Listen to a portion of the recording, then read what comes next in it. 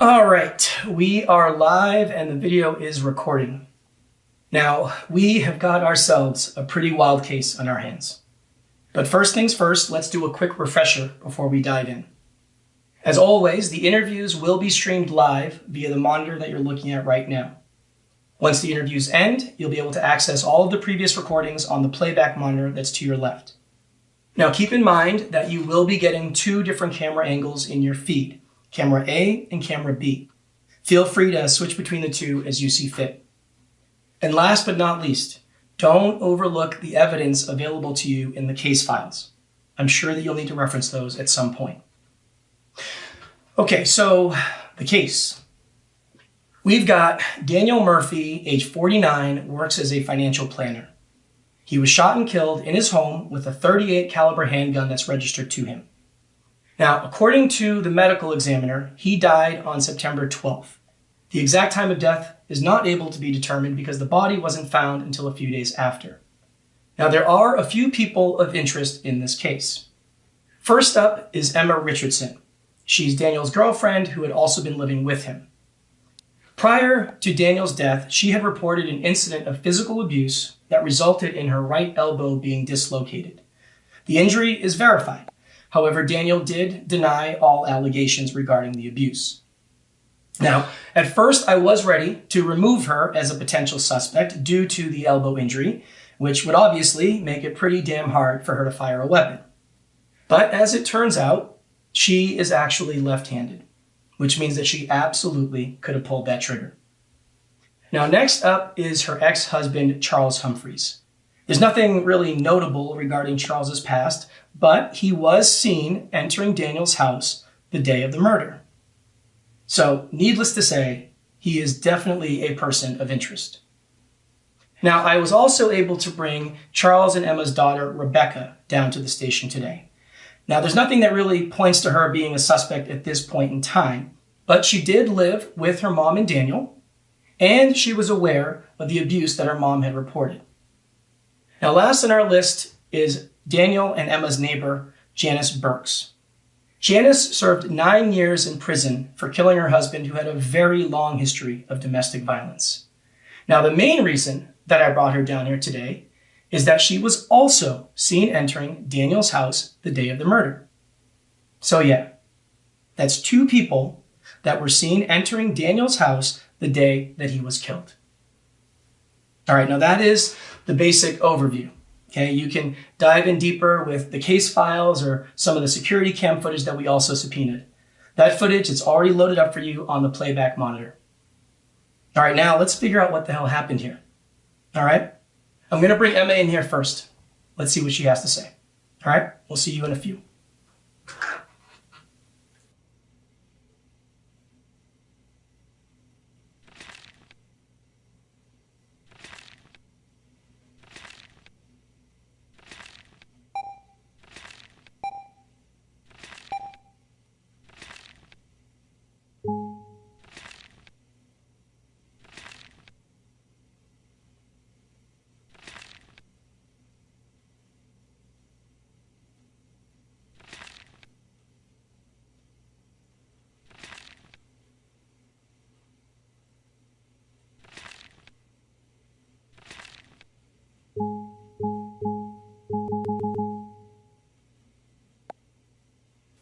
All right, Emma, we are recording. Today is September 19th. I am Detective Martin Ruiz, badge number 7621, and with me here today is Emma Richardson. So Emma, can you please go ahead and spell your first and last name for me? EMMARICHARDSON. Thank you. And can you please acknowledge that this statement is being video and audio recorded and that you are consenting to this recording? Yes, that's correct. All right, and lastly, I just need you to acknowledge that we've already gone over your rights and that you are willfully making this statement. Yes, that's also correct. All right, thank you, Emma. So, yeah, let's just keep it simple and start with you telling me where you were the day of Daniel's death. I was staying at a motel. And which motel would that be? The Best Stay Motel on the southeast part of town. Now, is there a reason that you didn't go to work that day? I wasn't feeling well, so I decided to take a sick day. And you work at Rose and Davis Financial Services, right? Yes, I'm a junior account executive. And Daniel, he works there as well. Is that also correct? Yes, actually, he's the one who got me the job there. And the two of you were romantic partners. Is that right? Yes. Now, do you mind maybe elaborating a little bit more on this relationship that you two had? Sure. What exactly would you like to know? Well, I guess we can start with the police report that you had filed on September 10th. Now, based on what I read, it seemed that this relationship that you two had was not that pleasant, was it? No, but at least not lately anyway. Now, you claimed that he had grabbed you pretty forcefully, too. I mean, so much so that he dislocated your right elbow. Is that right? Yeah, but I don't want you to think that was a norm or anything. So that's not his normal behavior. No, it wasn't. We had been together for 6 months at least, and I moved in with him about a month ago.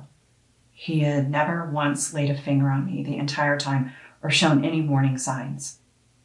So then what exactly happened on that day? I mean, why did he have this sudden change in behavior? He was jealous of a client of ours that we met for dinner. And who was the client? Just a prospective client. His name was Jason Anderson. Jason Anderson. All right, and what exactly happened with Jason?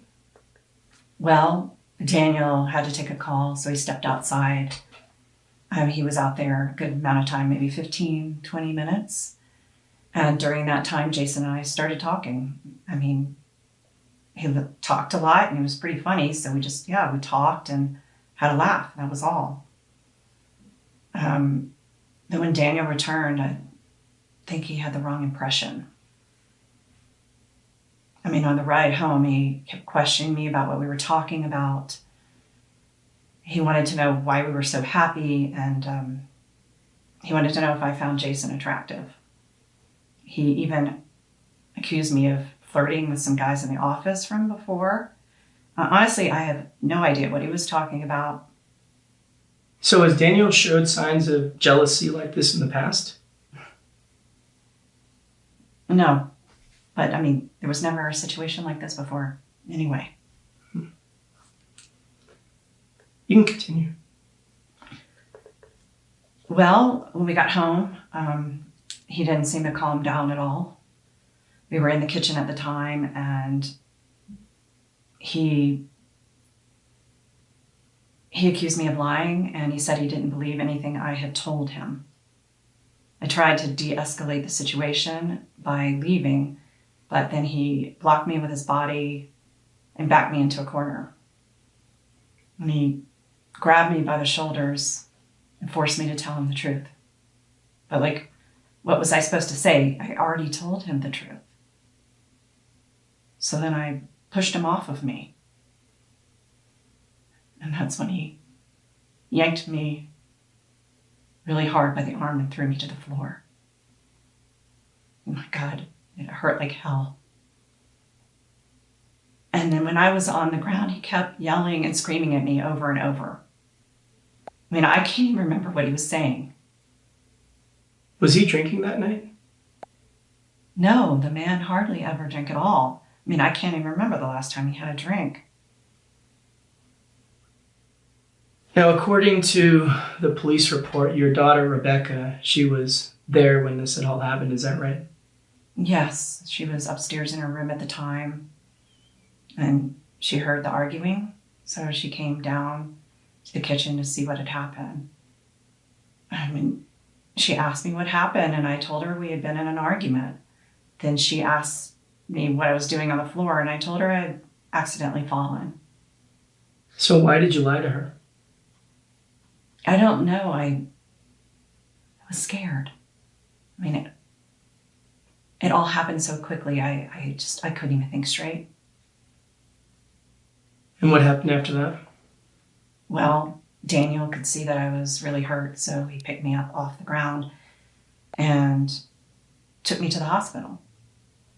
On the ride there, he kept telling me how sorry he was, and he just kept apologizing over and over. He said he didn't know what got into him. And you believed him? Yes, I did. Really? It was a one-time thing. It was completely out of character. I didn't know what got into him. So yes, I did believe him.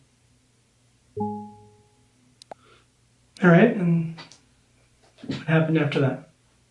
Well, he took me to the hospital and we checked in, and that's when I learned that my elbow was dislocated. Then Daniel left and Rebecca came to stay with me overnight. And then the next morning I had time to clear my mind and I told Rebecca exactly what happened. So you told her that he had actually hurt you? Yeah, she wanted me to press charges with the police.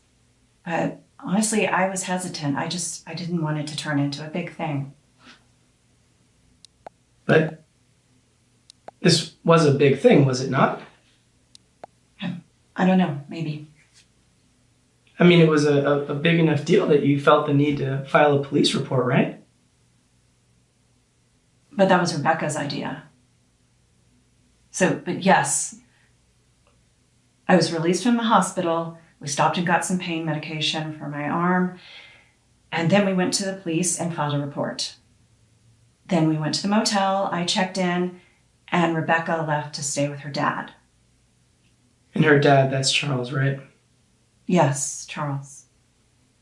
So was Charles aware of the assault that had happened? Yes, I told him that night. Was anyone else besides Charles and your daughter Rebecca aware of the assault? And the only other person was my neighbor, Janice. She must have heard the screaming because she texted to see if everything was okay. I wrote her back that same night and told her exactly what happened. Now, are you and your neighbor really close? Because, and this could just be a me thing, but that seems kind of a strange thing to tell a neighbor. Sure, somewhat, I guess. I mean, we look out for each other, as neighbors are supposed to. Now, I'm wondering, do you think that maybe one of those three would have a reason to kill Daniel? I mean, considering they now know how abusive he can be, I mean, maybe that was enough to push them over, the limit to maybe take matters into their own hands? Absolutely not. But what about you? Was that enough of a reason for you to kill Daniel? Maybe make sure that he never lays a finger on you again? Absolutely not, no. Like I said, it was a one-time thing. It wasn't that severe. Wasn't that severe? Emma, I'm staring at you and you have a dislocated elbow. Now, I don't know about you, but to me, that is pretty damn severe. Look, the guy got jealous, okay? I mean, he'd been under a lot of pressure at work and he was in a shitty mood. He made a really poor decision that he immediately regretted. Is it okay that he hurt my arm? Of course not. But we can't change the past. And I do believe he was truly sorry. Okay. Fair enough. So Emma, is there anything else that you feel that I should know about this whole situation? None that I can think of. All right. We're going to take a little break. Just ask that you just hang here for a bit, okay? Okay. All right.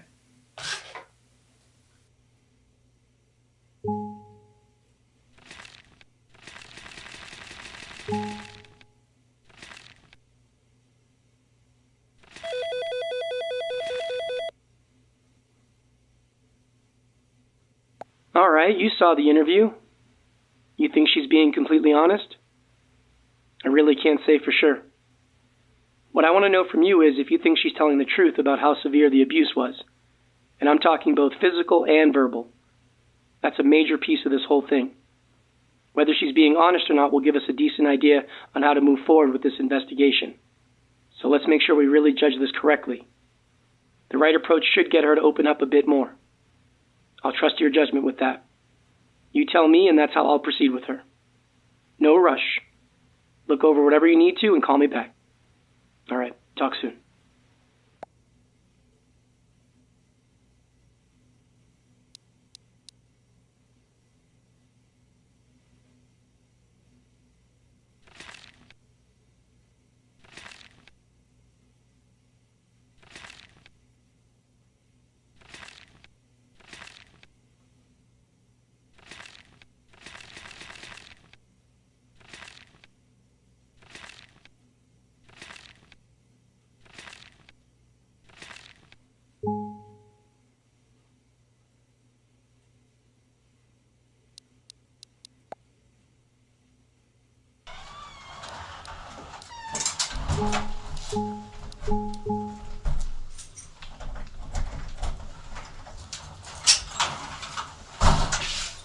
Hey, asshole!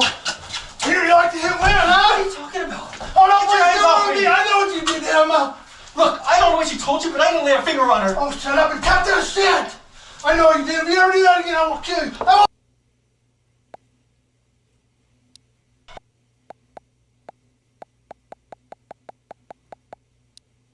She told you, but I didn't lay a finger on her. Oh, shut up and cut that shit! I know what you did. If you ever do that again, I will kill you. I will fucking kill you. Do you understand me? man. No, whatever! I will hit you! You got that? I will fucking hit you! You want to hit somebody? Hit me! Come on, hit me! That's what I thought, tough guy. Piece of shit.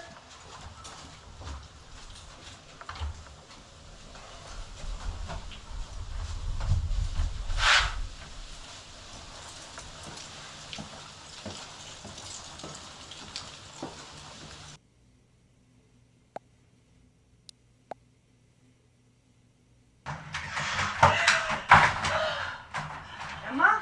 I've been really worried about you. Are you leaving him?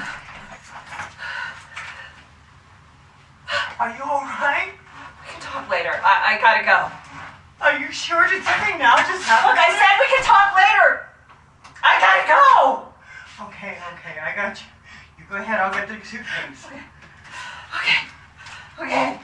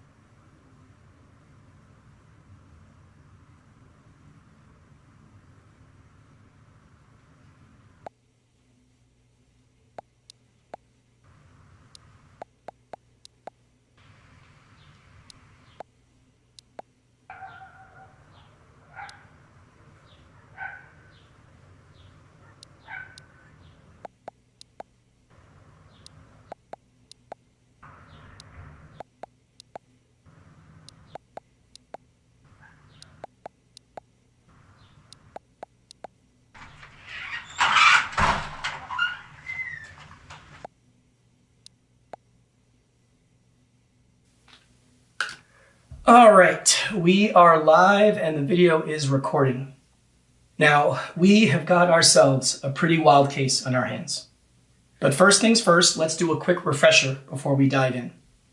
As always, the interviews will be streamed live via the monitor that you're looking at right now. Once the interviews end, you'll be able to access all of the previous recordings on the playback monitor that's to your left.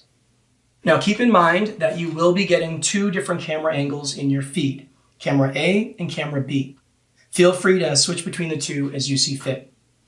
And last but not least, don't overlook the evidence available to you in the case files. I'm sure that you'll need to reference those at some point. Okay, so the case. We've got Daniel Murphy, age 49, works as a financial planner. He was shot and killed in his home with a .38 caliber handgun that's registered to him. Now, according to the medical examiner, he died on September 12th. The exact time of death is not able to be determined because the body wasn't found until a few days after. Now, there are a few people of interest in this case. First up is Emma Richardson. She's Daniel's girlfriend who had also been living with him. Prior to Daniel's death, she had reported an incident of physical abuse that resulted in her right elbow being dislocated. The injury is verified. However, Daniel did deny all allegations regarding the abuse. Now, at first, I was ready to remove her as a potential suspect due to the elbow injury, which would obviously make it pretty damn hard for her to fire a weapon. But as it turns out, she is actually left-handed, which means that she absolutely could have pulled that trigger. Now, next up is her ex-husband, Charles Humphreys. There's nothing really notable regarding Charles's past, but he was seen entering Daniel's house the day of the murder. So, needless to say, he is definitely a person of interest. Now, I was also able to bring Charles and Emma's daughter, Rebecca, down to the station today. Now, there's nothing that really points to her being a suspect at this point in time, but she did live with her mom and Daniel, and she was aware of the abuse that her mom had reported. Now, last on our list is Daniel and Emma's neighbor, Janice Burks. Janice served 9 years in prison for killing her husband, who had a very long history of domestic violence. Now, the main reason that I brought her down here today is that she was also seen entering Daniel's house the day of the murder. So yeah, that's two people that were seen entering Daniel's house the day that he was killed. All right, now that is the basic overview. Okay, you can dive in deeper with the case files or some of the security cam footage that we also subpoenaed. That footage is already loaded up for you on the playback monitor. All right, now let's figure out what the hell happened here. All right, I'm going to bring Emma in here first. Let's see what she has to say. All right, we'll see you in a few.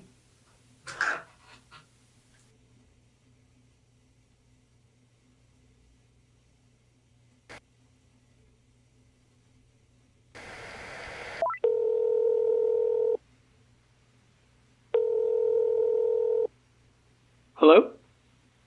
Okay, so you think she's telling the truth about how severe the abuse was? I'm not 100% sure I agree.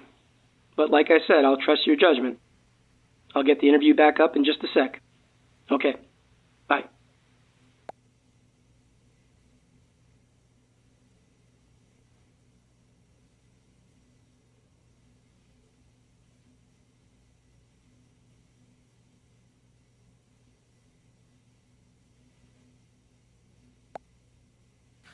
This is a continuation with Emma Richardson.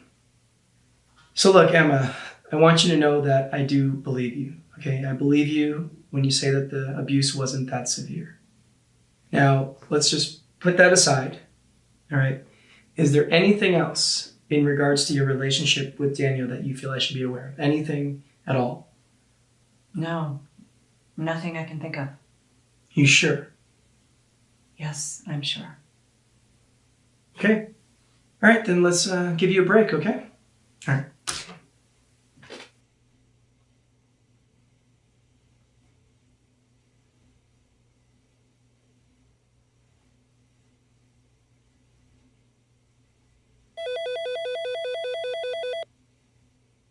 All right, that's a good enough start with her for now. I'm going to bring her ex-husband, Charles, in here next. Let's see what this guy's got to say. Hang tight.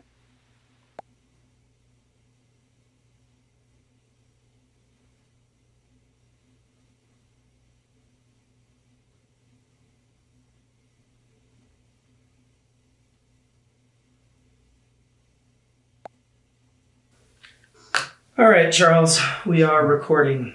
Today is September 19th. I am Detective Martin Ruiz, badge number 7621. And with me here is Charles Humphreys. So, Charles, we'll just start with you spelling your first and last name for me. Okay. CharlesHumphrys. And can you please acknowledge that this statement is being video and audio recorded and that you are consenting to this recording? Yes, I do. And lastly, if you can please acknowledge that we have already gone over your rights and that you are willfully making this statement. Yes, I do. All right, thank you, Charles. So, Charles, let's just start with you telling me, why were you seen entering Daniel's house the day of his death? Well, I was doing a favor for Emma, right? I went there to pick up some items that she had forgotten, right? She didn't want to enter that house again, so I went there for her. And what sort of items were you picking up? It was like some clothing and other personal items, right? I didn't sort through the bag, so I'm not 100% sure what may have been in it. So you said the bag. So you were there to pick up a bag of hers, is that right? Correct, right. She put it by the front door in the entryway. I walked in, I grabbed the bag, and I left. And Charles, you're a realtor, is that correct? Yes, that's correct. So that means you get to pretty much set your own hours, right? To an extent, sure. Now, you didn't have any appointments or any meetings that morning? That is correct. So, did you see Daniel when you went inside the house? No, I didn't. I didn't see his car in the driveway either, so I just assumed he wasn't home. But look, I didn't even go in the house. I just went in the entryway, I grabbed Emma's bag, and I left. That's it. Now, are you aware that Daniel had been killed on that day and that his body was found inside that house? I'm aware of it now, but at the time, no. I wasn't aware of it at the time. So what do you know about Daniel's death? I know that he was apparently shot and killed. I'm also aware it possibly could have been a suicide, that he took his own life. Do you believe that? Do you believe that he took his own life? Certainly seems like a possibility, yeah. So how well did you actually know Daniel? Not well at all. I mean, I mostly knew about him through Rebecca. Right? I only personally met him a few times. A few times that I did meet him in person, I mean, he seemed like a pretty cool guy, right? He was friendly and upbeat, just a good all-around guy. It wasn't until much later that I learned about him abusing Emma. Needless to say, that changed my opinion of him real quick. Yeah, I could imagine. So tell me about Emma. What is your relationship like with Emma? Emma and I are on pretty good terms, all things considered. Right? We were married for almost 20 years. We had Rebecca. Everything was going really well. But, I mean, slowly things just didn't work out like we had hoped. So we got divorced about 2 years ago. I mean, it wasn't an ugly divorce or anything like that. But we both agreed that it wasn't working out. So we decided to call it quits. Right? And here we are. So do you still stay in touch with her? It's not like we're best friends or anything like that, but we have a daughter together. So, yeah, we are in touch from time to time. And do you still care for her? Not in a romantic way, no, but as a person and the mother of my child, yes, I absolutely do care about her. So would you be willing to do anything for her? What, like murder? Yes, Charles, like murder. No, of course not. Look, I would be willing to do almost anything for her because I still care about her. But murder, no, absolutely not. So you're telling me that you did not kill Daniel when you went inside that house? No, of course not. Look, I told you I didn't even see the guy, but if I did, I'm not going to kill him. So what about Emma? You think that maybe Emma killed Daniel? I mean, she's got more reasons to kill him than anyone else. No, Emma didn't kill Daniel. That's ridiculous.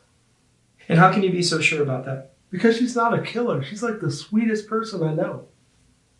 Well, what if she maybe hired someone or got some help? You don't think that that's possible? No, I don't think that's possible. Well, look, Charles, the reality is that somebody killed Daniel, okay? That is a fact. Now, we know that Emma has been on the receiving end of his abuse. All right? Now, that has got to be scary as hell for her.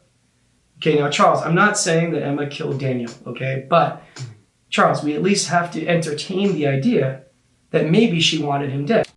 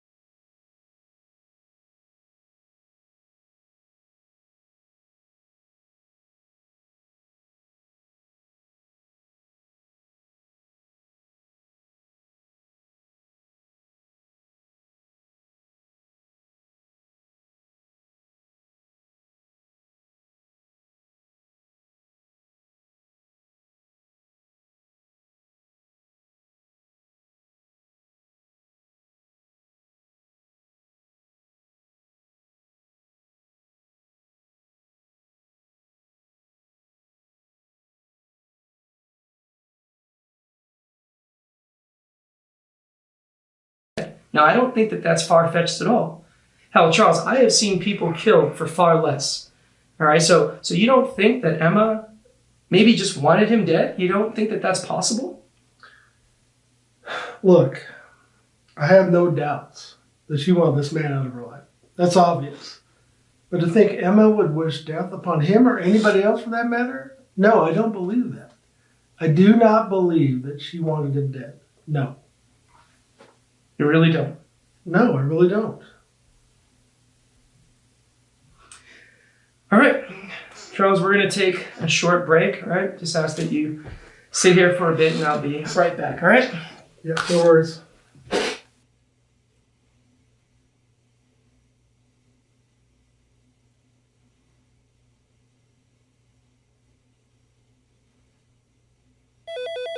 All right, we got to hear his take on things.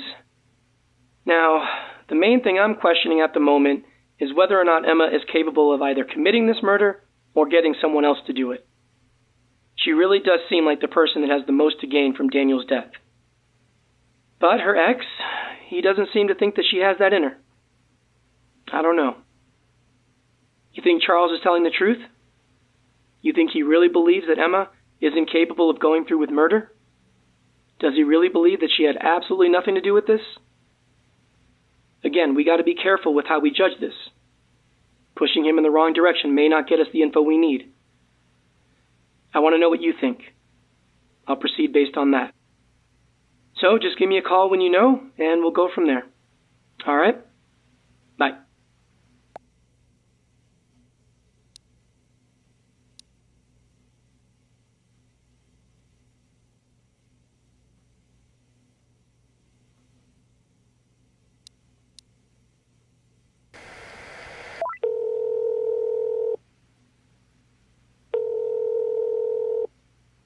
Hey.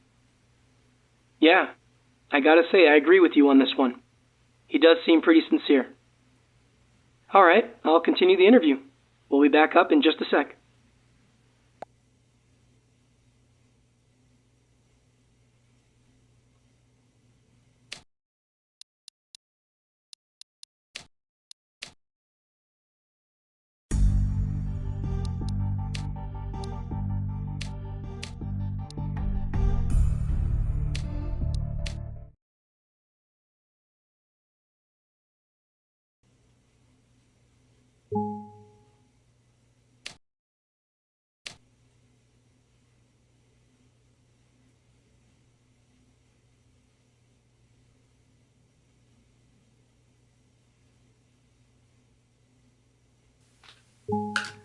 All right. We are live and the video is recording. Now, we have got ourselves a pretty wild case on our hands. But first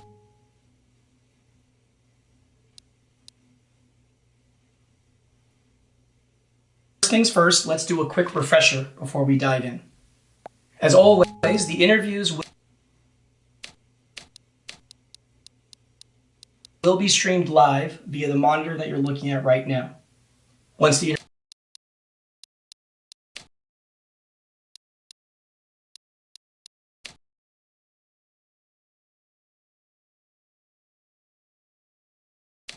interviews end, you'll be able to access all of the previous recordings on the playback monitor that's to your left. Now keep in mind that you will be getting two different camera angles in your feed.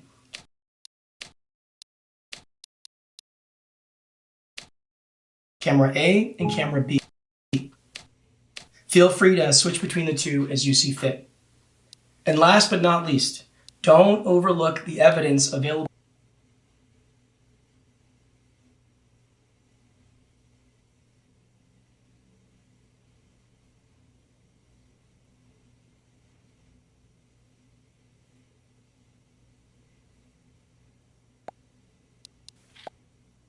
We are recording. Today is September 19th.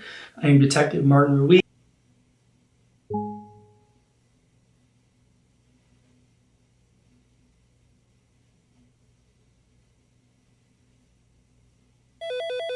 All right, you saw the interview. You think she's being completely honest? I really can't say for sure. What I want to know from you is if you think she's telling the truth about how severe the abuse was. And I'm talking both physical and verbal. That's a major piece of this whole thing. Whether she's being honest or not will give us a decent idea on how to move forward with this investigation. So let's make sure we really judge this correctly. The right approach should get her to open up a bit more. I'll trust your judgment with that. You tell me, and that's how I'll proceed with her. No rush. Look over whatever you need to and call me back. All right, talk soon.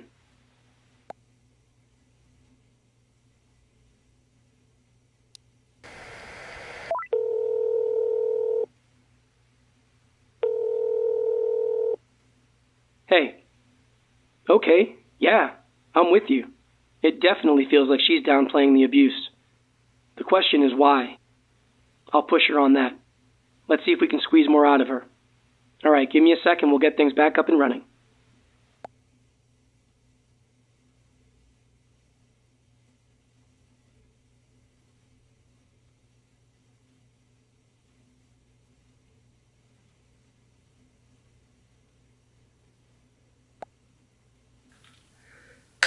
This is a continuation with Emma Richardson. Now, Emma, I gotta say, I don't think that you were telling me the whole truth. I don't. About what? Well, about your relationship with Daniel, but more importantly, about the abuse you experienced, Emma. I mean, look, you have a dislocated elbow. The guy put you in the hospital, and for what? Because he was jealous? Come on, Emma. You know that is not normal behavior. It's not. All right, that is pretty damn severe. Now, what I'm trying to wrap my head around is why are you covering for this guy? Why are you downplaying everything that happened to you?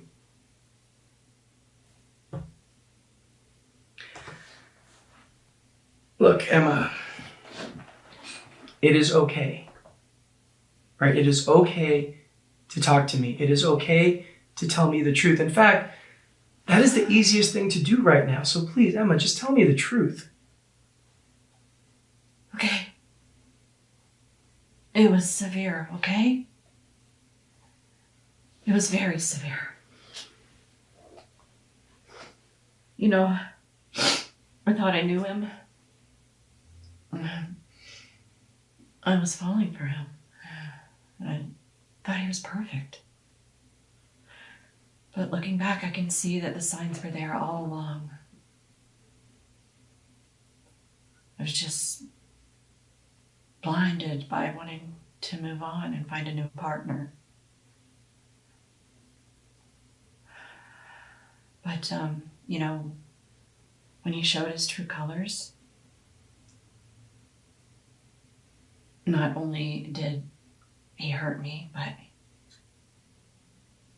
he threatened to kill me and my daughter at gunpoint. Okay? At goddamn gunpoint. Wait, I'm sorry. When did that happen? The day after I got out of the hospital. I think it was a Monday. Okay, can you tell me exactly what happened? I stopped by the house that afternoon to pick up some of my stuff.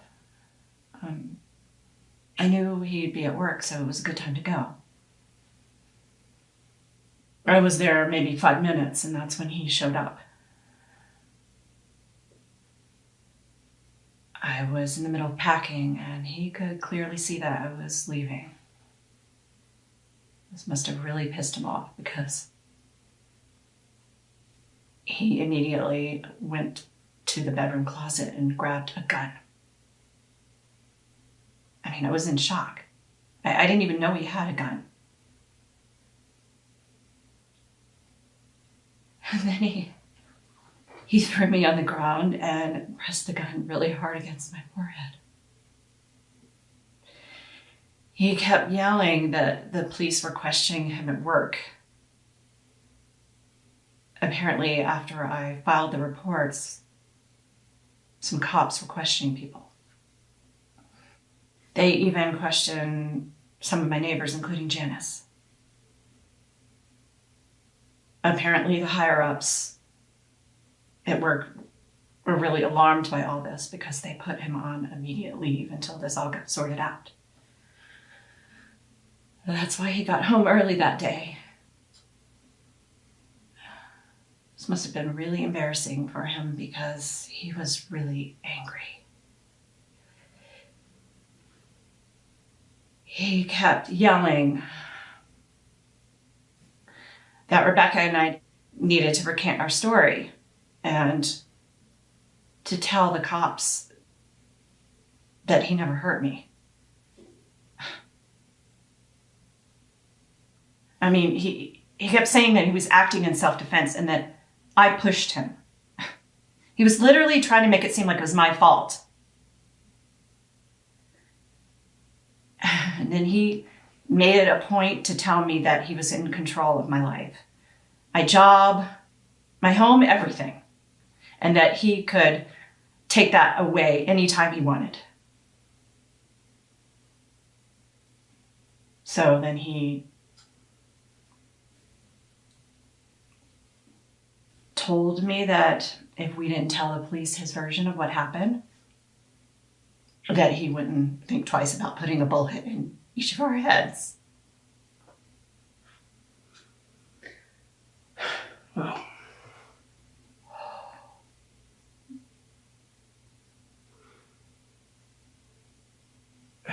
Wow. So, Emma, why did you lie to me? Because I thought you would see this as a clear motive for killing him, that's why. And I get that. But, okay, but why in the situation that happened, why not in that moment? Why didn't you immediately go to the police? I mean, heck, you could have even filed a restraining order against him, Emma. Because they didn't do shit the first time, that's why. I had already told them that he had physically assaulted me. I was literally in the hospital because of him. But did they protect me? Huh? Did they? I can answer that for you, Detective. No, they didn't protect me. In fact, that son of a bitch threatened to kill me even after I went to them. So no, I didn't think it mattered. So don't get me started about a restraining order. You think a restraining order, some just like little piece of paper, would stop someone like him? Someone who had threatened to kill me? Give me a break. All right, fair enough. Fair enough. So tell me what happened after he had threatened you. He left. And I immediately gathered all my stuff and I left too.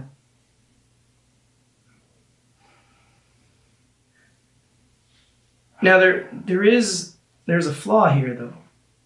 Right? I mean, there should be security cam footage of Daniel coming in the house and leaving the house, right? During that time. I mean, we have footage of you, and we got footage of you and Janice, but we literally have absolutely no footage of Daniel during that time at all. That's because he came in through the back. He didn't use the front door. It was like he was trying to catch me off guard or something. And I'm going to assume that because you guys don't have a security camera in the back, then that means there's no record whatsoever of him coming in or out of the house. Does that sound right? Correct.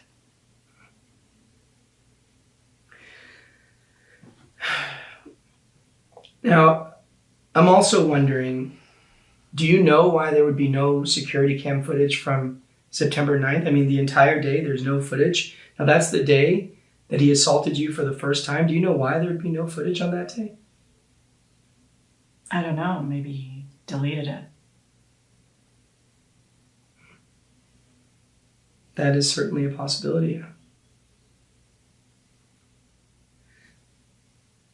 All right. Well, look, Emma, assuming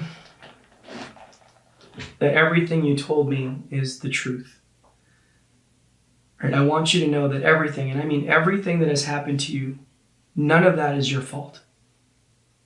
I know. Good.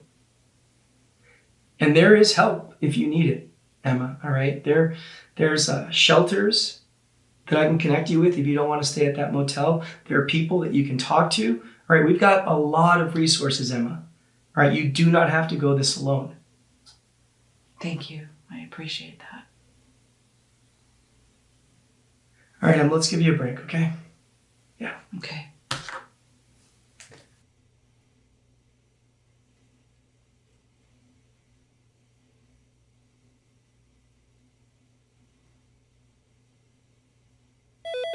Well, that was a lot. If she's telling the truth, Daniel's got some pretty serious issues. It is weird that he would go through the back, though. I mean, it's possible, but considering how in the moment he probably was, it does strike me as odd. I don't know. There's a lot to process here. All right, we got to keep these interviews going. Let's see what more we can uncover here. I got her ex-husband, Charles, up next. Let's see what this guy's got to say. Hang tight. Bye.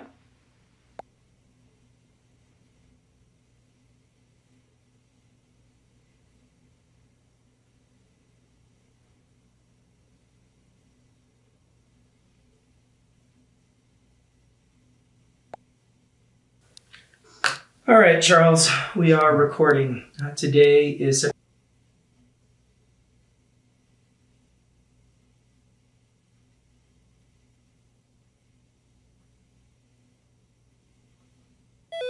All right, we got to hear his take on things. Now, the main thing I'm questioning at the moment is whether or not Emma is capable of either committing this murder or getting someone else to do it. She really does seem like the person that has the most to gain from Daniel's death. But her ex, he doesn't seem to think that she has that in her. I don't know. You think Charles is telling the truth? You think he really believes that Emma is incapable of going through with murder? Does he really believe that she had absolutely nothing to do with this? Again, we got to be careful with how we judge this. Pushing him in the wrong direction may not get us the info we need. I want to know what you think. I'll proceed based on that. So just give me a call when you know, and we'll go from there. All right? Bye.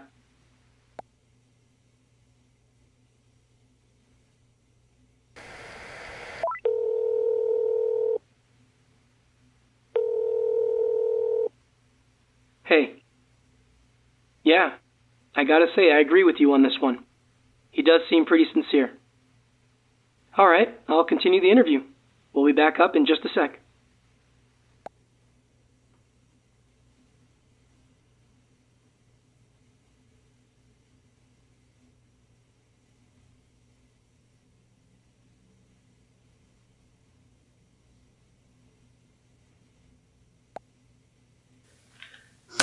This is a continuation with Charles Humphreys.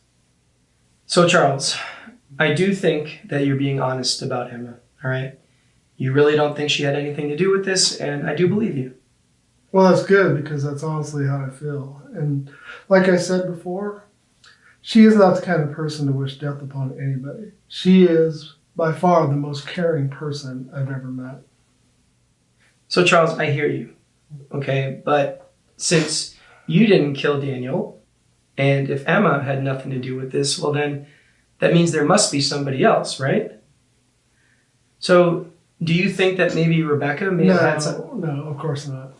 This has absolutely nothing to do with Rebecca.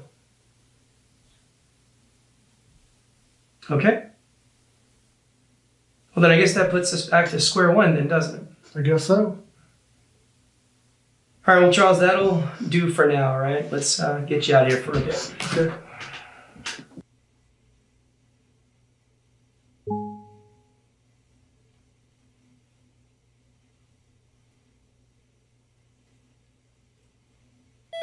All right, that was pretty straightforward, I guess.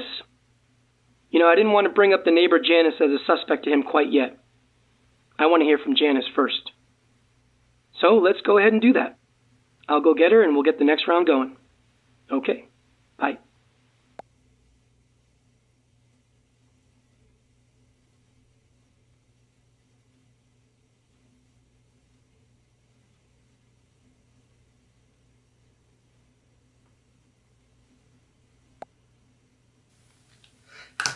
All right, Janice, we are recording. Today is September 19th. I am Detective Martin Ruiz, badge number 7621, and with me here today is Janice Burks. So Janice, let's please start with you spelling your first and last name for me. JANICEBURKES. And can you please acknowledge that this statement is being video and audio recorded and that you are consenting to that recording? Yes, sir. I do consent. And lastly, please acknowledge that we have already gone over your rights and that you are willfully making this statement. Yes, sir. We've already gone over my rights. Well, thank you, Janice. So let's just start with a little bit of context here. Now, you live next door to Daniel Murphy and his girlfriend, Emma Richardson. Is that correct? Yes, sir. That's correct. And about how long have you lived at that residence? Oh, I've lived there about 1.5 years, sir. And prior to that, you had spent some time in prison. Is that right? Yes, sir. 9 years. And that was for murder, correct? Yes, sir. You mind telling me what happened? Well, it's not a very complicated story. My husband at the time was very violent, very physical with me, and it had been going on a lot longer than I care to admit. One night, he beat me up pretty bad. Seemed like he was never going to stop. So, I stopped him. That's it. And how is life treating you these days? I can't complain, sir. I'm alive. I'm healthy. I got a steady job. Just trying to live life right. God's been good to me. That's good. That's real good. So what is it that you do for work? I work collections. I call people who owe money on behalf of various different companies. And you do this from home? Yes, sir. That's right.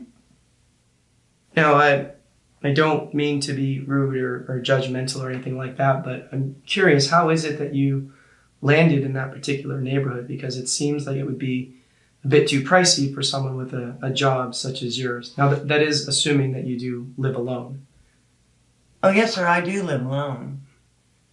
That house belonged to my mother. She bought it about 20 years ago. She paid it off early. And when she died about 10 months ago, she left it to me. Well, thank you for that explanation. That certainly makes sense. Now, I am curious, how well did you know Daniel and Emma? Oh, I know Emma pretty well. Daniel, not so much. When I moved in about a year and a half ago, Daniel had already been living there. They're pretty good neighbors. They're quiet. They stick to themselves. No parties or anything like that. I can't remember them ever having anyone over, in fact. Rebecca, their daughter, lives with them. She's pretty quiet too. She sticks to herself. But honestly, in general, the whole neighborhood's pretty quiet, so they're no exception. So why is it that you got to know Emma more than Daniel? Well, it seems like Daniel works very long hours, but Emma works 9 to 5, so I see her from time to time when I went on my usual walks, and we'd stop and chat for a bit. She was one of the few people in the neighborhood who didn't look at me funny, you know? I mean, it's a small town, word gets around fast, and I'm pretty sure most of my neighbors knew about my past. They were scared, they kept their distance, but Emma, she treated me like a normal person, and I really appreciated that. And I always felt like I should kind of look out for her too, I guess. Now, what about Charles? What do you know about him? Well, who's Charles? So Charles, that's Charles Humphreys. That is Emma's ex-husband. Oh, that's right. I don't know much about him. I didn't ever meet him, and I don't remember Emma ever really talking about him. I'm sorry. Unfortunately, I don't know much about him. So, given your relationship with Emma, I am assuming that you have a good explanation as to why you were seen entering and leaving their house the day that Daniel was killed. Oh, yes, I do. The mail carrier had accidentally left some of their mail in my mailbox that day. We've had some trouble with porch pirates recently, so I thought I should just take it over. I didn't want to leave it on their doorstep or anything, so Emma had told me about the spare key to use in case of emergencies or whatever, so I just used the spare key. I opened the door, I dropped the mail off in the entryway, and I left. Now, was Daniel home? Oh, not to my knowledge. I mean, his car wasn't in the driveway. That's where he usually parks it. And I didn't see him in the house either. Now, Janice, are you aware that Daniel had been shot and killed and that his body was found in that house? Yes, officer. I was aware of that. The whole neighborhood was aware of that. And so you didn't see him or his dead body when you went into that house to drop off that mail? Oh, no. I mean, like I said, I just went in, dropped the mail off in the entryway, and then I left. Janice, did you really go into that house to drop off mail? Yes, officer, I really went into that house to drop off mail. All right. Well, look, Janice, we are going to take a real short break. I ask that you just sit here for a second. I will be right back, okay? Okay. All right.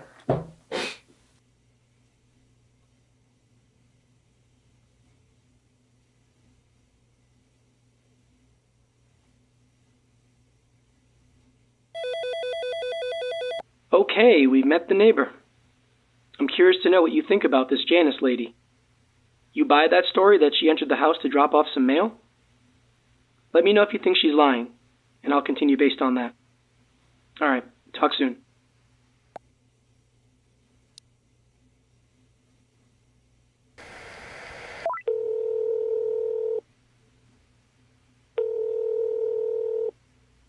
Hey, so you don't buy that story, huh? Well, me neither. It's a bit too perfect. And, after reviewing that security footage again, her actions don't seem to match up at all. Let's see if we can find out the real reason she entered that house. I'll get the interviews back up in just a few.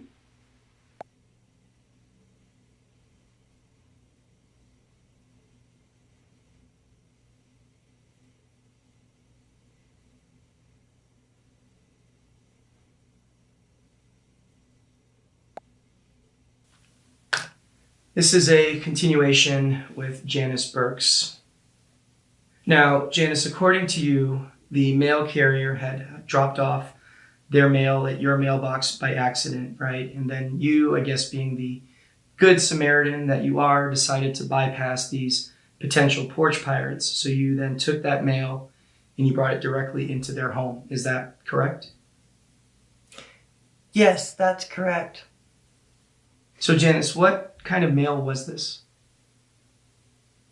If I remember correctly, it was just a few envelopes, I believe.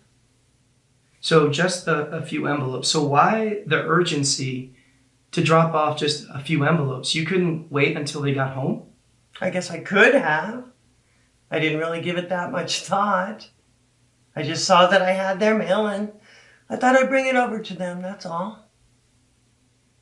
Janice, you are lying to me. What do you mean, sir? I mean that there is absolutely nothing that supports your statement whatsoever. Look, you having their mail is no reason to go inside of their home. You could have simply just held on to their mail, Janice.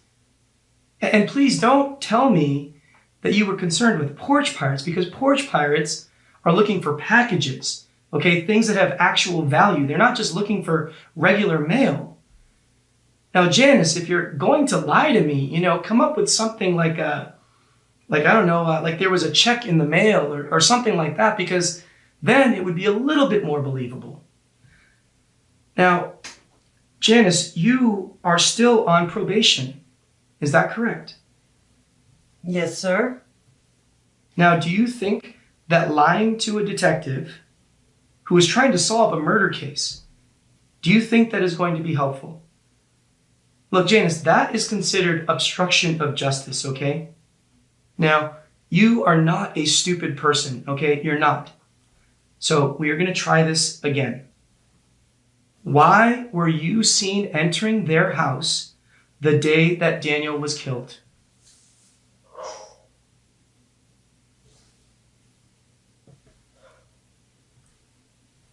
All right. I heard a gunshot. I rushed over there to see if everything was okay. And when I entered the home, I looked around. That's when I saw Daniel lying there dead in the bedroom.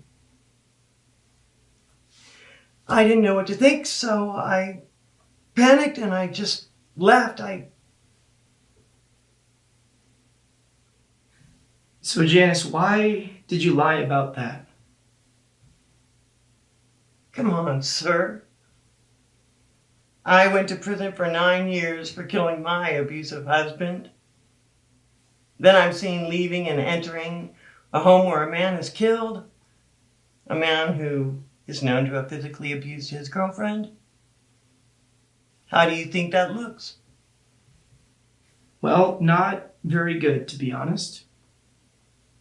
Not very good at all.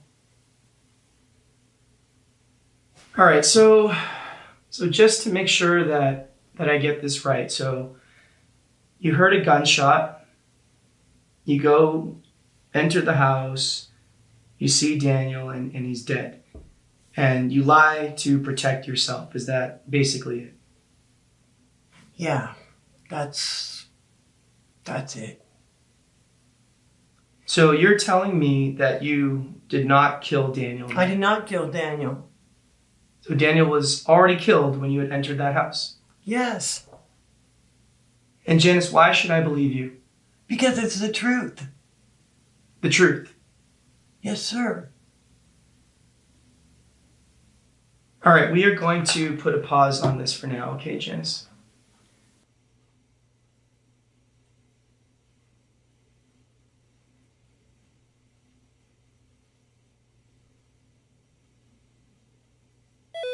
Well, that interview certainly adds a new dimension to this whole thing. That is, of course, if Janice is being honest about finding Daniel dead. I honestly don't know. At this point, who knows? All right, I'm going to bring in Rebecca Humphreys, Emma and Charles's kid. Let's see if she can shed any more light on this case. All right, let me go get her. We'll be back up in just a sec. All right, bye.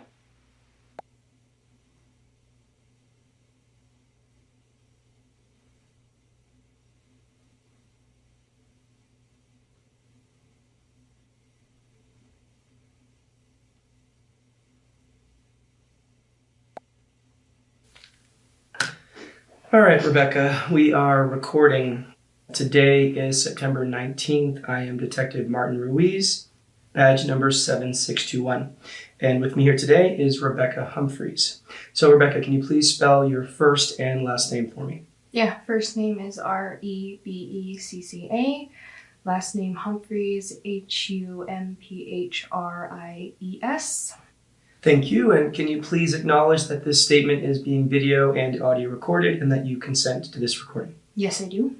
And lastly, just acknowledge that we have already gone over your rights and that you are willfully making this statement. Yes, I am. All right, Rebecca, let's start with you telling me where you were at the day of Daniel's death. Yeah, so that day I was over at my dad's house. So you were at your dad's house, but you don't live with your dad, do you? No, I don't, but I do stay with him sometimes. And you were there the whole day? Yeah, I don't really remember any reason to leave that day. So can you remind me, how old are you? I'm 20. So you're 20. Mm-hmm. And you are a student at Fisham Community College, is that correct? Yeah, that's correct. So you didn't have any classes that day? Well, I mean, yeah, I did, but I had a very important paper that was due for my intro to psych class the next day, so I decided to stay home and focus on that instead, since my other classes weren't important. Now, your dad, he wasn't at home, right? He was at work? Yeah, that's right. He usually doesn't get home until late in the evening. So is there anyone that can corroborate that you were at your dad's house the whole day? I mean, like, sort of. I work at the main coffee shop at the school, and I had texted one of my coworkers asking if he could cover my shift for that day. So you didn't go to work that day either? No, I didn't. Like I said, I wanted to focus on my paper. Now, I'm going to ask you a question, and please be honest, okay? Please. Do you think that either of your parents had something to do with Daniel's murder? No, of course not.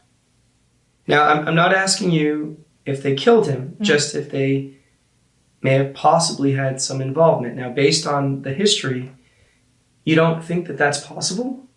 No, absolutely not. No, I know my parents. It's not possible. Okay. So how long have you been living with Daniel and your mom? We officially moved in about a month ago or so, but my mom had practically been living over there 3 or 4 months before that. And you were aware that there had been some domestic issues during that time between Daniel and your mom, correct? Yeah. Can you elaborate? Well, first off, I want to make sure that you know that the domestic issues, as you put it, weren't happening the whole time that I've been living there. It was kind of all recent, actually. Sure. Gotcha. So yeah, please continue. So, it's pretty straightforward, but I want to say about a week and a half ago, I was in my room reading, and I heard some screaming and yelling and banging, and I went down to the kitchen, and I found my mom on the floor crying, and She was just obviously like in a lot of pain. She was grabbing her right arm, and just her and Daniel had gotten into some sort of an argument, and he pushed her to the ground like pretty damn hard. So did you see him push her to the ground? No, I didn't, but it was pretty obvious that that's what had happened. Now, is this the only incident that you were aware of? As far as I know, yeah. That's as far as I'm aware. Now, this incident landed your mom in the hospital. I mean, she has a dislocated elbow. Yeah, I know, I'm aware. I know. You don't think that maybe your mom would want to seek some sort of revenge? No, my mom wouldn't seek revenge. Like, you do know that she's the one who filed the police report, right? Yes, I am aware of that. Okay, so why would she file a police report if she was planning on killing him? Like, she wanted the police to get involved. That's literally the whole reason why she went to the police in the first place. She wanted them to deal with it. All right, well, then what about your dad? What about him? Well, it seems that he and your mom are still on pretty decent terms. I mean, all things considered. Mm-hmm. It seems that he still cares for her. Mm-hmm. You don't think that maybe he acted out of a need to protect her?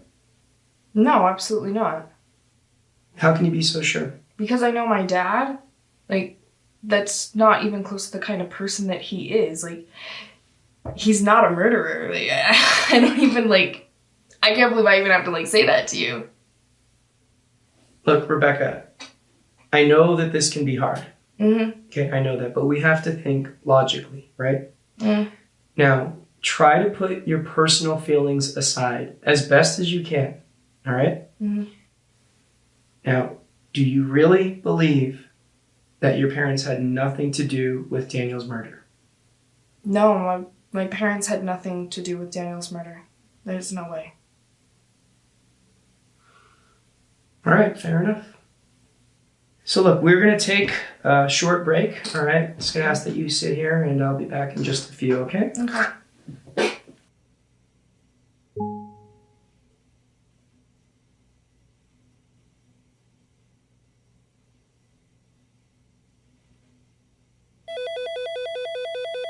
All right, so there's still a lot to unpack here. But the main thing I really want to know right now is if you think she really believes her parents had nothing to do with Daniel's death. I mean, I know they're her parents and all, but the motivation is pretty easy to spot, especially when it comes to her mom. I just can't tell if she's being honest or if she's blowing smoke up our ass. Look it over and tell me what your read is on her. Let me know if you think she really believes they had nothing to do with it. We'll go from there. All right. Bye.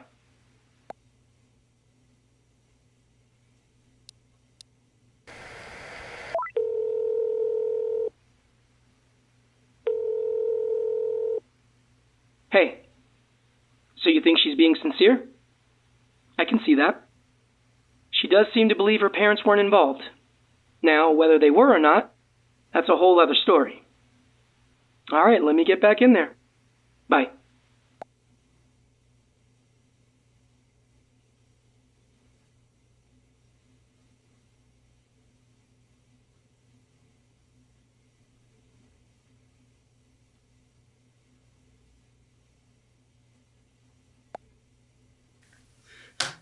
Okay, this is a continuation with Rebecca Humphreys. So look, Rebecca, I do believe that you think your parents had nothing to do with Daniel's murder, okay? I do believe that. Mm-hmm. But look, we still cannot ignore the facts, okay? Mm-hmm. We can't.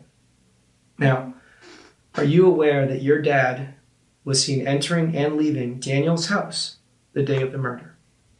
No, I didn't know that. I wasn't aware of that fact, no. Yeah, the whole thing was caught on security cam. Mm-hmm. So now with this new information, does that change your perspective at all? No, not at all. I mean, if my dad was seen entering the house that day, then I'm sure he has a perfectly good reason for it, but murder's definitely not the reason. It doesn't make any sense. It can't be. All right, so Rebecca, look, so if your parents were not involved, and you were at your dad's house the whole day, then you tell me, what is your theory on what happened to Daniel? Look, I don't know. I don't know, okay? I really don't. What I do know is that Daniel wasn't this perfect guy that everybody seems to think that he was. I mean, he had two personalities. Sure, everybody saw the clean-cut business guy, but behind closed doors, it was a completely different story. What do you mean? I mean, he was mentally unstable, okay? He could be a real piece of shit, especially when he was drinking. Probably got really drunk, got all depressed, and then just shot himself. I mean, I could see that happening. Have you guys ever considered that maybe nobody actually killed Daniel? Yes, Rebecca, of course we've considered that. We've considered all possibilities. Okay, then, I really don't know what to tell you, because that's all I can think of. I don't know. So there's nothing else that you feel that I should know? No, not that I can think of, no. All right, well then let's take a break. All right, you can step out of here for now, okay? Mm-hmm.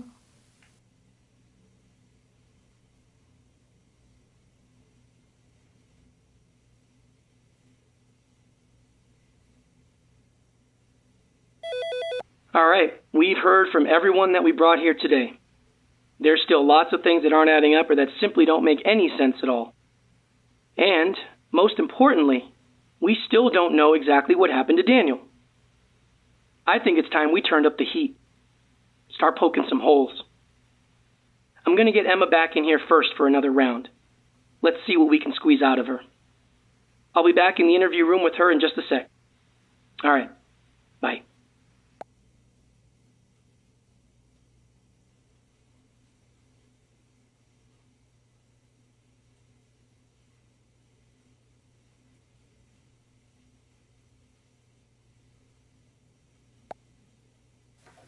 All right, this is a continuation with Emma Richardson. Now, Emma, I've been giving some thought regarding your whereabouts on the day of Daniel's murder, and just to be clear, you were at the Best Day Motel the entire day, is that correct? Yes, that's correct. So you didn't leave at all, not even to get food or anything like that? Actually, I did leave the motel that morning. It was quick, though.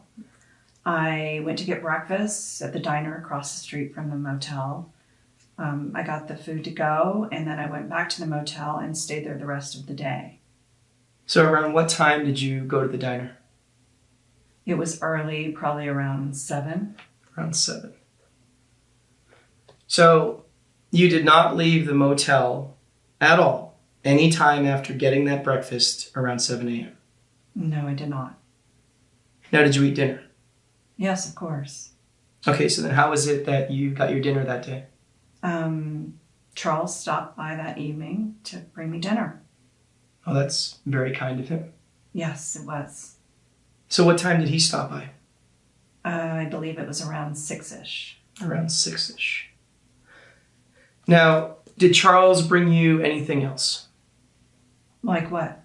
Like anything besides the dinner itself? I don't think so. And you're sure about that? Yes, I'm sure. All right, so I'm going to assume that if I were to stop by that diner and talk to some of the folks there, that someone who was working that morning would be able to verify that you were indeed there getting your breakfast around 7 a.m. Does that sound right? I believe so, yes. All right, well, let's assume that someone from the diner can verify you were there that morning, and let's also assume that Charles can corroborate that he did bring you dinner that evening. Is there anyone else that can account for your time, say, between the hours of 7:30 a.m. and 6 p.m. that day? No, I don't think so. There's no one at all? No one I can think of. All right, so just to make sure that I have this clear, you definitely did not go to Daniel's house at all the day that he was killed. Is that correct? That's right. So see, based on what I have so far, it seems to me that either Janice or Charles committed this murder. In fact, maybe the two of them even worked together. I don't know. Why would you say that? Well, because Emma, the two of them were both seen entering and leaving Daniel's house the same day that he was killed. But that doesn't make any sense. I mean, neither of them would do something like that. Emma, how can you be so sure of that? Well, in Janice's case, she had no reason to do such a thing. She hardly even knew Daniel. Right, but she knows you. And she knows what you've been through. I am sure that Janice can empathize with you. You don't think so? Janice is on probation. She's been through a really difficult and unfortunate situation. She served her time and she has a good life now. You think she would screw all that up for some guy she hardly knows? Or for me, her neighbor? Honestly, I don't know. Well, she wouldn't. All right, well then what about Charles? Because he was also seen entering Daniel's house that day.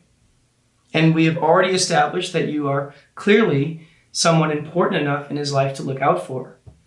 I mean, maybe he was, trying to care for you. Maybe, protect you. Charles is not a killer. Does he care for me? Yes, and I care for him too. We've known each other for a really long time. But it's just not in his character to do something like that. He would never kill someone, or even think about doing something like that, for that matter. It's just not who he is. All right, Emma, give me a second, okay? I will be right back.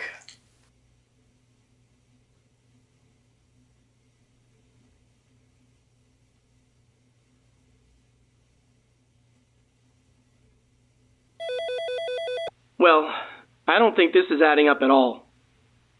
I feel like we must have some evidence that contradicts her statement.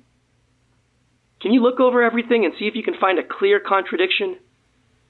That'll add a lot more weight when I go back in there. Give me a call when you got something. Thanks.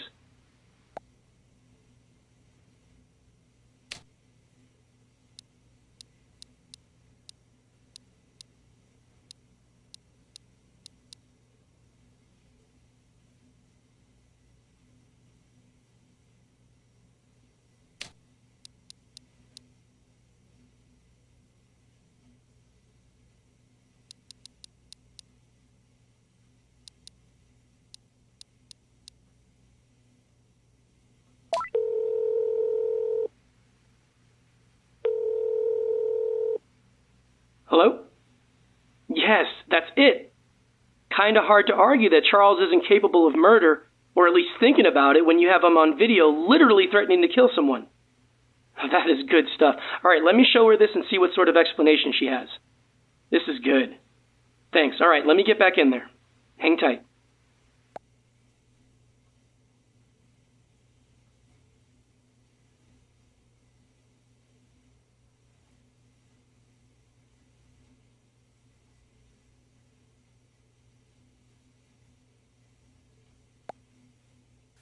All right, this is another continuation with Emma Richardson. Now, Emma, you had told me earlier, and I'm paraphrasing here, but you said something along the lines of Charles not being capable of committing murder or even thinking about it.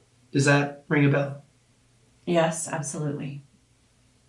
All right, I want you to do me a favor and turn your attention to the TV here. I want you to take a look at this.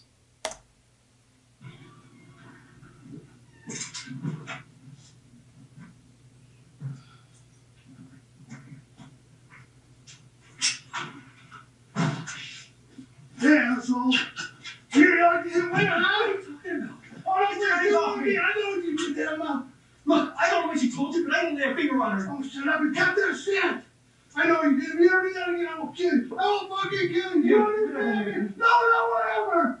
I will end you. You got that? I will fucking end you. So what do you think now? I know how it looks, but surely you can see he's not being literal. Yes, he's angry and obviously trying to scare the shit out of Daniel. But to think he literally meant what he said, It's absolutely ludicrous. Is it really? It's a figure of speech. Obviously, Charles is not a murderer. Emma, I am showing you clear proof right here that Charles threatened to kill Daniel. Now that absolutely makes him a suspect, and it shows clear intent. Now, I hear you when you say that you think Charles isn't a murderer. But Emma, what actual proof do you have that Charles did not kill Daniel? And I mean real proof, not just your thoughts and feelings. I don't have any actual proof. There you go. That right there is the problem. All right, that is a big problem that I need to get to the bottom of. So look, we are going to put a pause on this for now because I absolutely do need to speak to Charles again. All right? Okay.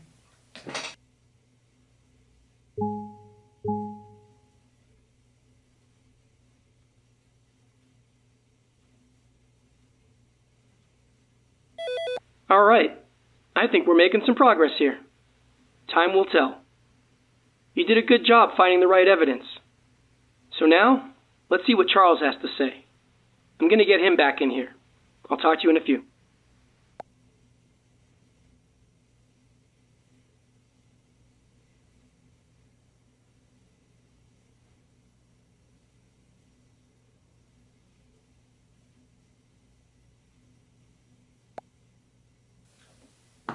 All right, this is another continuation with Charles Humphreys. So Charles, I want to revisit your relationship with Daniel. I mean, sure, but like I told you before, there wasn't much of a relationship. I only met the guy a few times. So when was the last time that you saw him? Probably a few months ago, maybe? Honestly, I'm not sure. So you didn't see him on September 11th? Oh, yeah, that's right. Yeah, I do remember that now. Yeah, I saw him that morning. That's right. I'm sorry, I forgot about that. See, Charles, I don't know how you could forget that. What do you mean? Well, Charles, we have security cam video that shows you violently threatening him. In fact, Charles, we can take a look at that right now. You don't need to show me that. Well, Charles, I just want to refresh your memory, okay? Seeing as though that you forgot. So please, indulge me, okay? Take a look.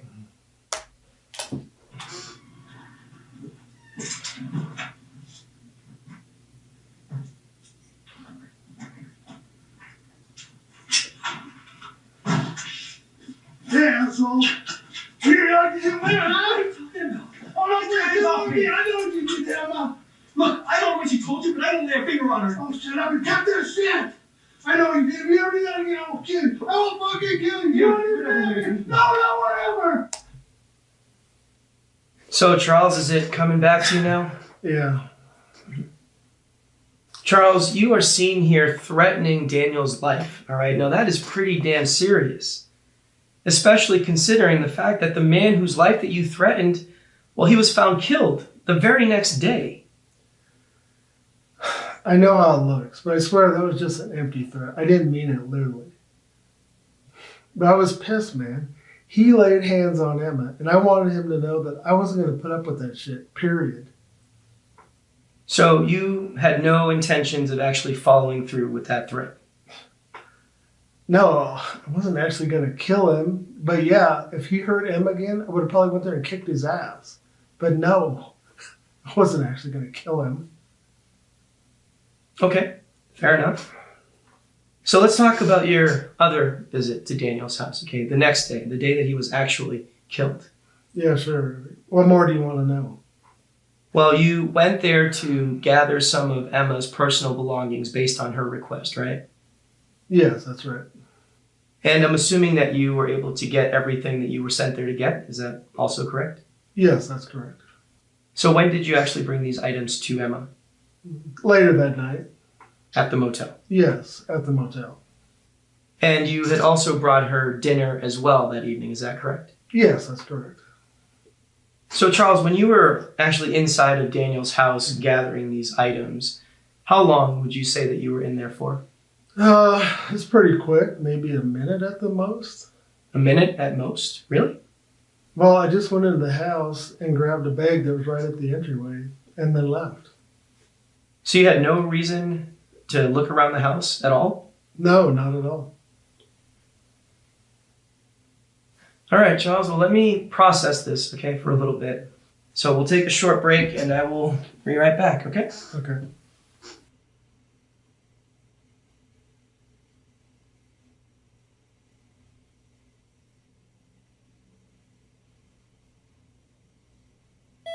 All right, there are definitely some holes in this guy's story. I'm going to need you to find some concrete proof. Let's nail this guy hard, all right? Let me know what you can find. Thanks.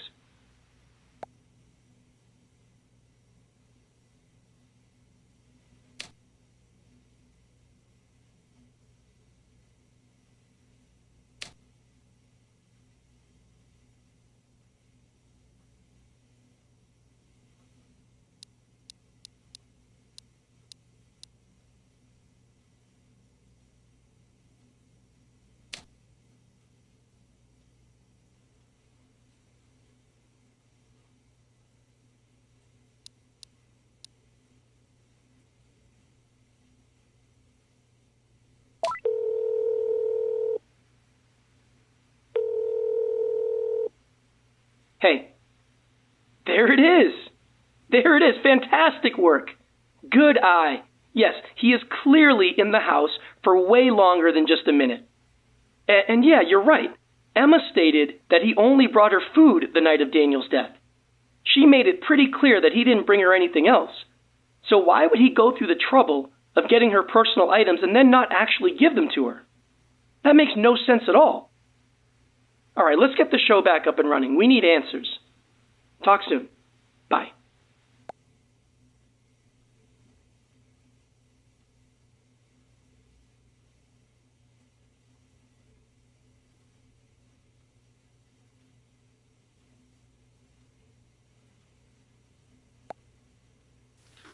All right, this is a continuation with Charles Humphreys. Now, Charles, I want you to take a look at this footage right here, okay?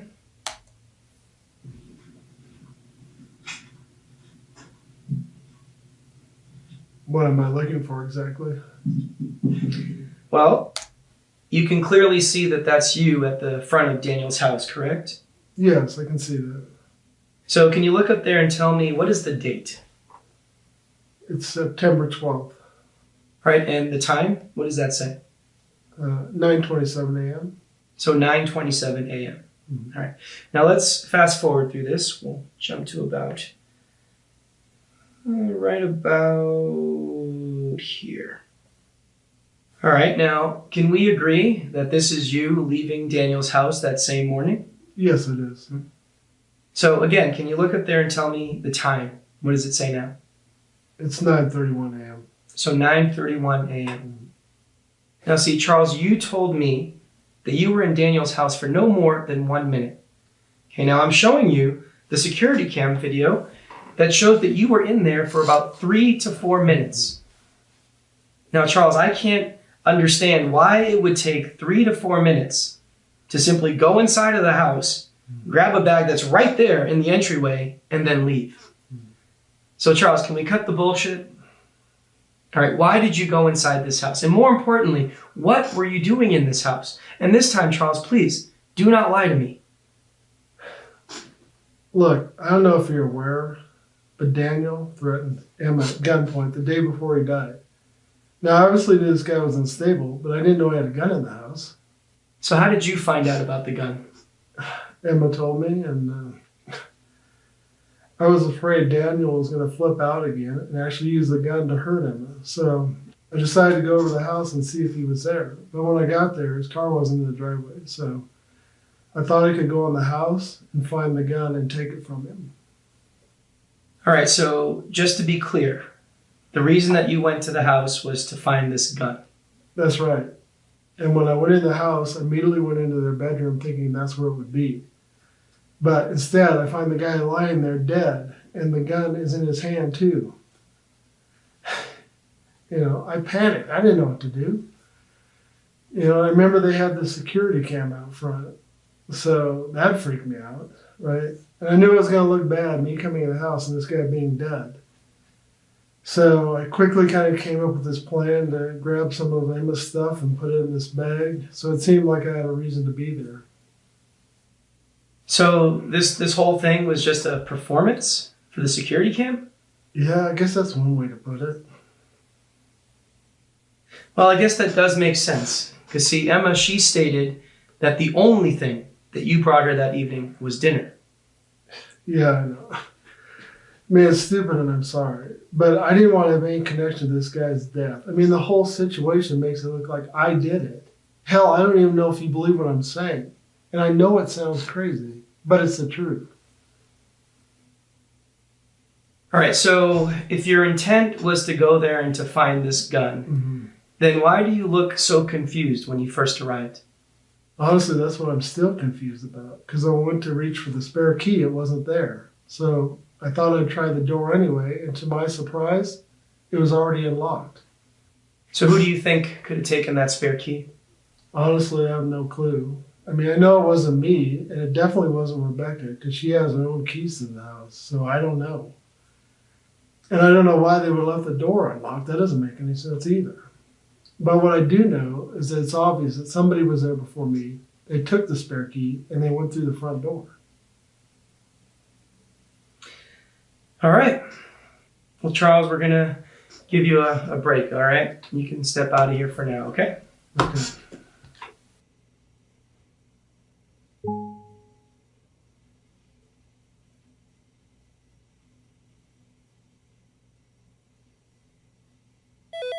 Hey, I think that went well. It's quite a story, though. You know, I'm still not sure who to believe at this point in time. That being said, he did hit the nail on the head.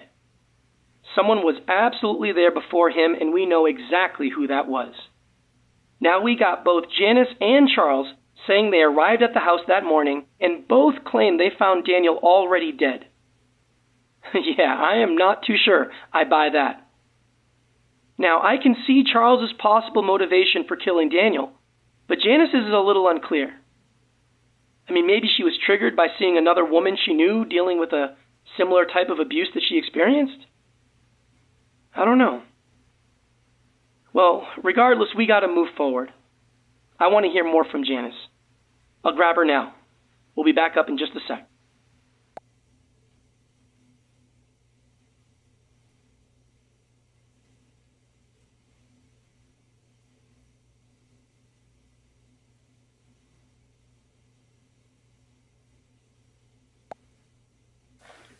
Okay, this is a continuation with Janice Burks. So look, Janice, I just want to explore your relationship with Emma a bit more with you, if that's okay. Sure. What more would you like to know? Well, you mentioned having a positive relationship with her, so yeah, I just want to, get a better understanding of what that relationship looks like. Well, like I told you before, Emma's always treated me nicely. And we talk from time to time so we get to know each other a little bit. She looks out for me, I look out for her. She's never judged me whatsoever, and I think that speaks a lot to her character. She's a very good person, and I'm really glad I got to know her. Now, would you say that she trusts you? To a certain extent, yes, I would say that. Now, were you aware of the physical abuse that she had experienced? Did she trust you enough to share that information? No. I knew they had some arguments. Sounded pretty bad, too. It was loud enough you could hear it next door. But I wasn't aware of any actual physical abuse. So you were aware that they had some pretty bad arguments? Yes, I was aware of that. But you were not aware of any actual physical abuse? No, sir. Now, you met Daniel a few times, so I'm wondering, do you think that he seems like the kind of guy that would be capable of physically striking a woman? Like you just said, I only met him a few times, so I don't think I would be the best judge of his character. Well, just in the limited interactions that you had with him, does he seem like the kind of guy that would be capable of physically striking a woman? I don't know. You don't know. No. All right, well, Janice, we are going to take a real short break. It'd be great if you can use this time to maybe think about your encounters with Daniel and see if you can maybe come up with a more concrete answer, because I would appreciate that. Sure. But I don't know what else there is to think about. Well, just try. That's all I'm asking. Sure. Well, thank you, Janice.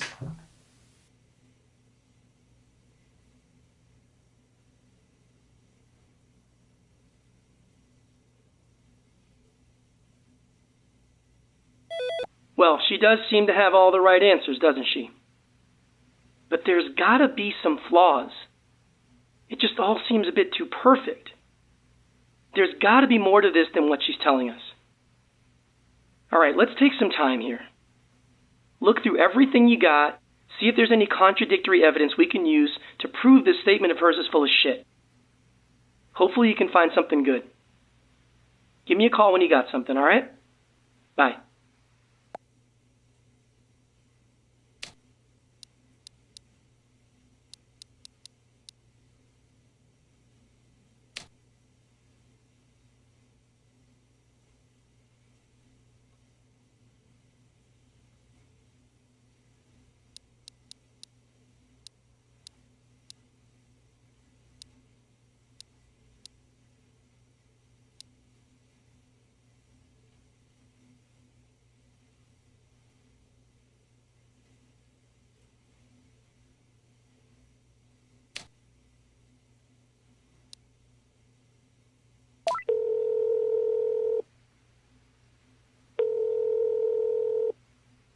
Hey.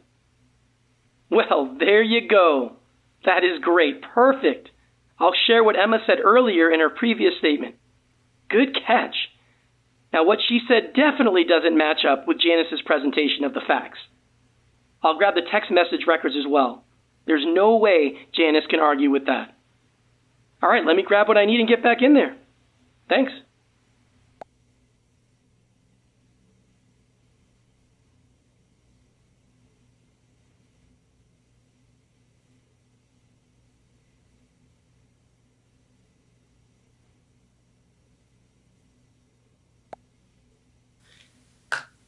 All right, this is another continuation with Janice Burks.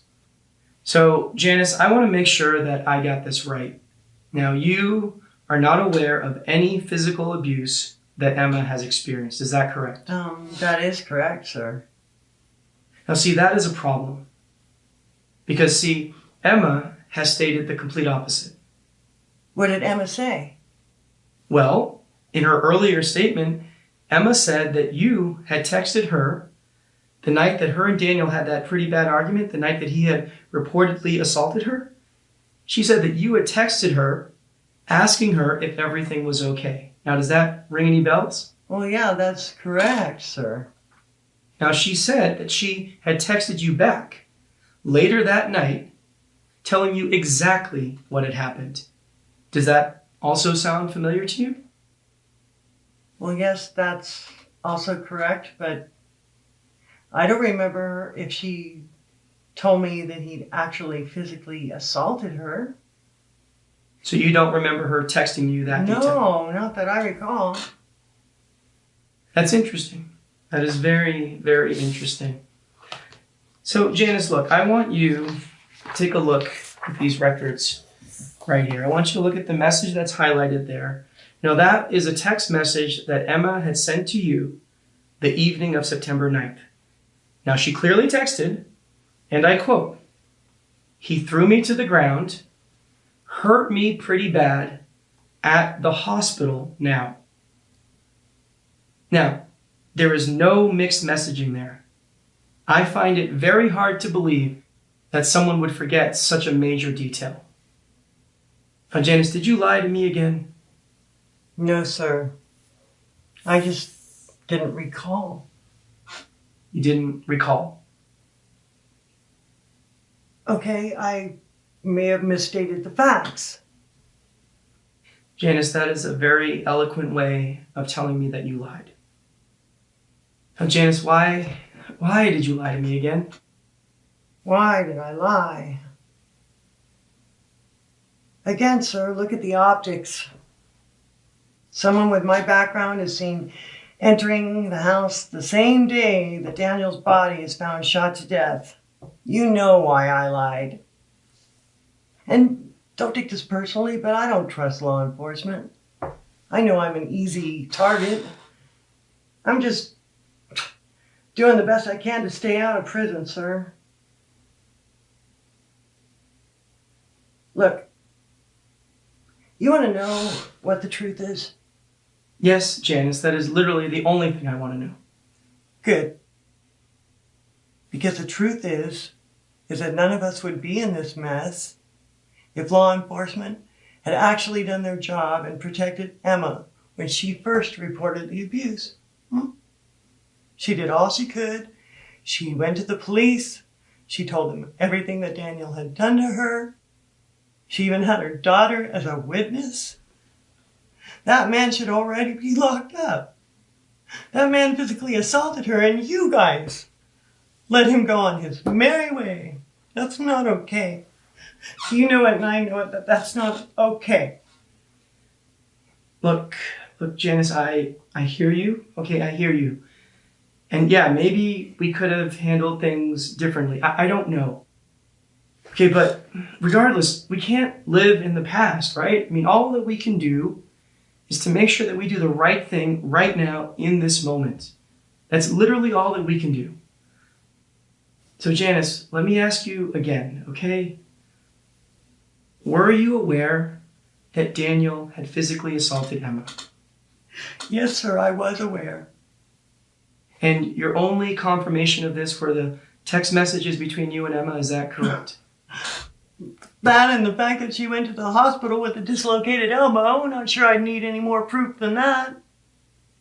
But you didn't actually see Daniel physically assault her, correct? No. What kind of question is that? I mean, what man do you know is going to strike a woman in front of other people?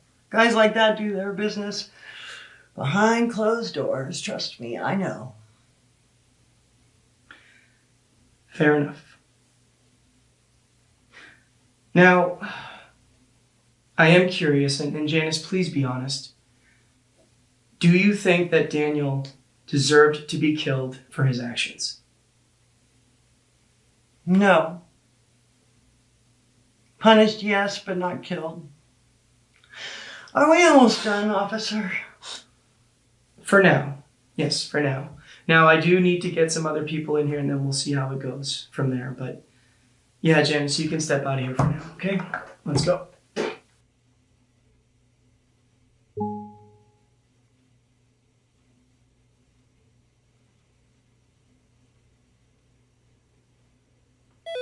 Alright, so we know for sure that Janice was aware of the physical abuse. We know she was the first person seen on camera entering the house, and we know that she and Emma have a relationship in which both of them look out for one another. Now, what we don't know for sure is if Daniel was indeed already dead by the time she entered the house. And at this moment, there really is no way to prove or disprove Daniel's status at that time. It's clear that these people are still lying to us. There's still too many holes and things that just make no sense. All right, let's get Rebecca back in here for another round. I got a few more questions for her. Hang tight.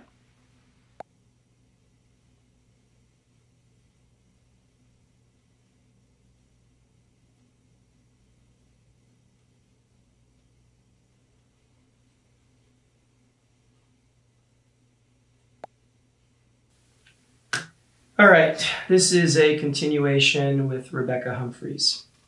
So, Rebecca, I want to go back to the day of Daniel's death. Mm-hmm. Now, you said that you were at your dad's house the entire day that Daniel was killed. Is that correct? Yeah, that's correct. And the only thing to corroborate this are these text messages between you and a coworker in which you asked them to cover your shift for that day. Is that also correct? Yeah, that's also correct. So see, the problem here is that those text messages do not necessarily prove that you were at your dad's house that day. In fact, all they prove is that you didn't go to work that day. Now, as to your exact whereabouts on that day, well, that is yet to be proven, right? All I've got to go on is your words. Now, would you say that that is a fair assessment? Yeah, I guess. I can see where you're coming from, but at the same time, I don't really have any reason to lie either. Now, that very well may be true, but my job is to question everything, okay? I can't base things off of just words alone. I need facts, right? Yeah, I guess. Yeah. So, is there anyone that may have seen you either enter or leave your dad's house on that day? I don't know. I mean, there's not really a way for me to tell if somebody had seen me on that day.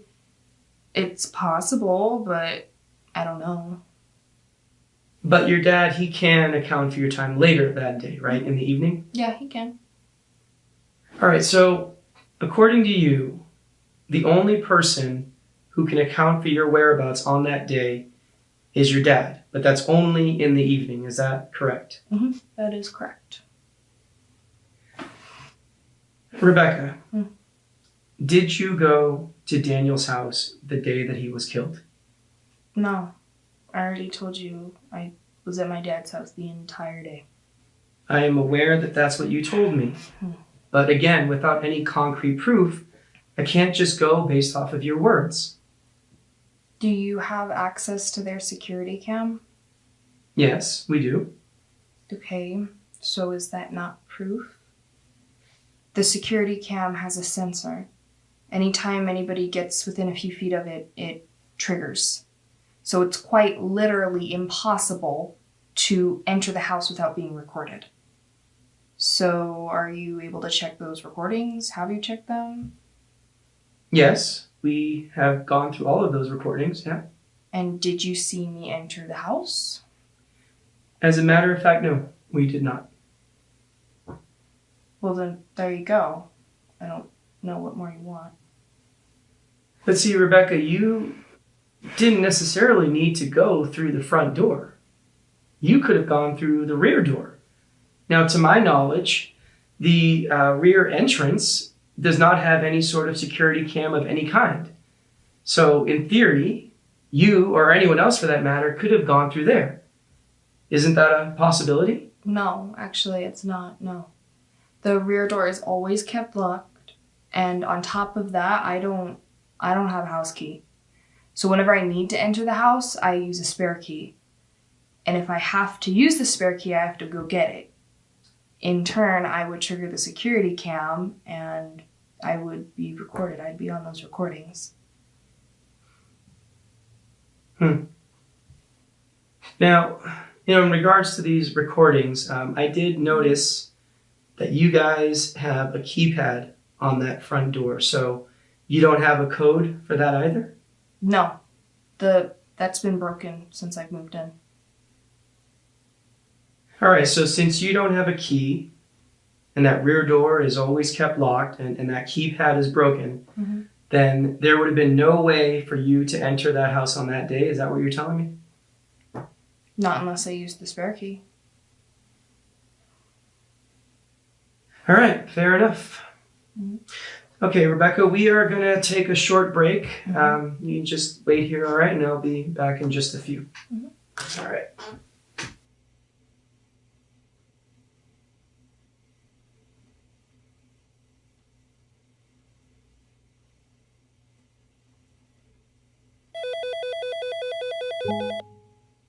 Well, yet again, I feel like we're not getting the whole truth here. Her not having an alibi is definitely a red flag. I know we brought her in here as a witness, but I'm thinking we may have to bump her up to a suspect. The abuse she witnessed could be enough to give her a motive. Possibly. All right, let's see if you can work your magic and find some contradictory evidence here. I want to squeeze every ounce of truth out of her. You give me a call when you got something solid. Talk soon.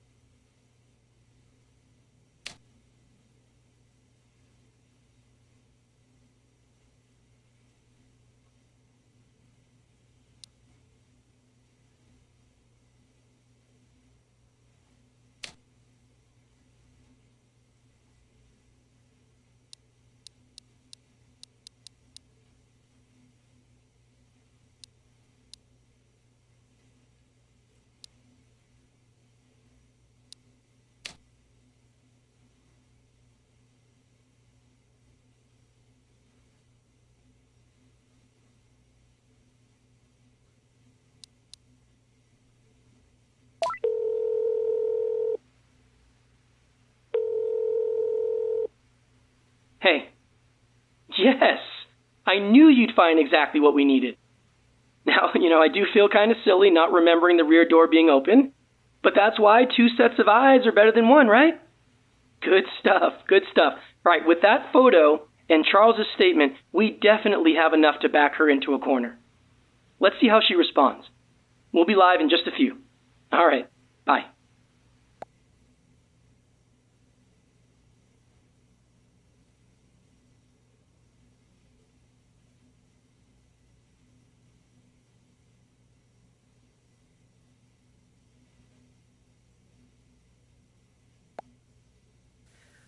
Okay, this is a continuation with Rebecca Humphreys. Now, Rebecca, I know we discussed you not having a way of entering that house without being seen, but I do want to revisit that rear door possibility. So let's hypothetically say that if someone were to leave the rear door open for some rare reason, then in theory, you could have entered through that rear door completely undetected, right? I guess in that very rare and specific scenario, it's possible. Sure. All right, now I want you to take a look at this photo right here, and you tell me, what is it that you notice? The rear door is left open? Is that what you want me to notice? Correct. Now, this photo was taken from the crime scene, which means that someone left that door open. So this very rare and specific scenario is actually a fact. Now, we found that rear door unlocked and ajar. Okay, so now with this knowledge, it is safe to say that you could have entered through that rear door completely undetected, right? I guess given what you've just shown me, yeah, sure, it's possible, but that's not what happened. I already told you I didn't go to the house that day, and I feel like I'm just repeating the same thing over and over. And why should I believe you? Look, am I a suspect here? Because you're treating me as if I actually had something to do with this. No, Rebecca, I am treating you like someone who may have something to hide, because you have indeed hidden information from me. In fact, I might go so far to say that you have straight up lied to me, Rebecca. What are you even talking about? Look, when I talked to your dad earlier today, he told me that you have your own set of keys to Daniel's house. But then you told me that you don't have keys to Daniel's house. So you see, either you or your dad is lying to me. Okay, yes, I do have keys to Daniel's house, but that doesn't mean that I was there. Now, why did you lie to me? All right? Lying to me is only going to make things worse, and you know that. I don't know. I guess I didn't want you to be suspicious of me. Well, that obviously did not work out too well for you, did it? No, it didn't. All right, so now knowing that you do actually have keys to the house, it is safe to say that you could have entered through that rear door whether it was left open or not. Is that correct? Yes, technically, that is correct. But look, I know that I lied to you about not having keys, but I swear I'm not lying about when I say that I didn't go to the house that day. All right, well, let's assume that you are telling the truth, okay, and that you did not go to the house that day. Can you think of any reason as to why that door would have been left open, especially when you said that the rear door is never left unlocked? So why is it that on this specific day, that door was left open? I don't know. Maybe Daniel left it open for some weird reason. That's all I can think of because I don't know. I honestly just don't know. All right, Rebecca, let's put a pause on this conversation, okay? You can step out of here for now. Sure.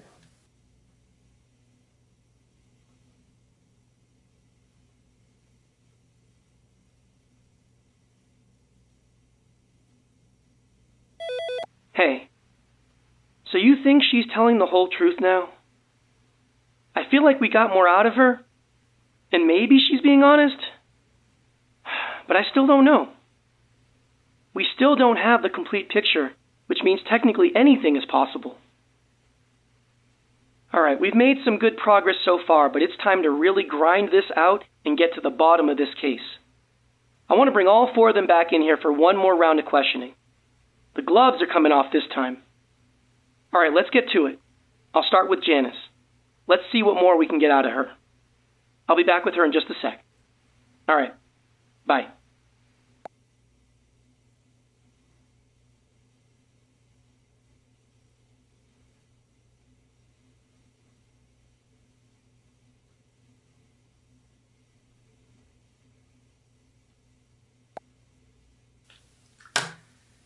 This is a continuation with Janice Burks.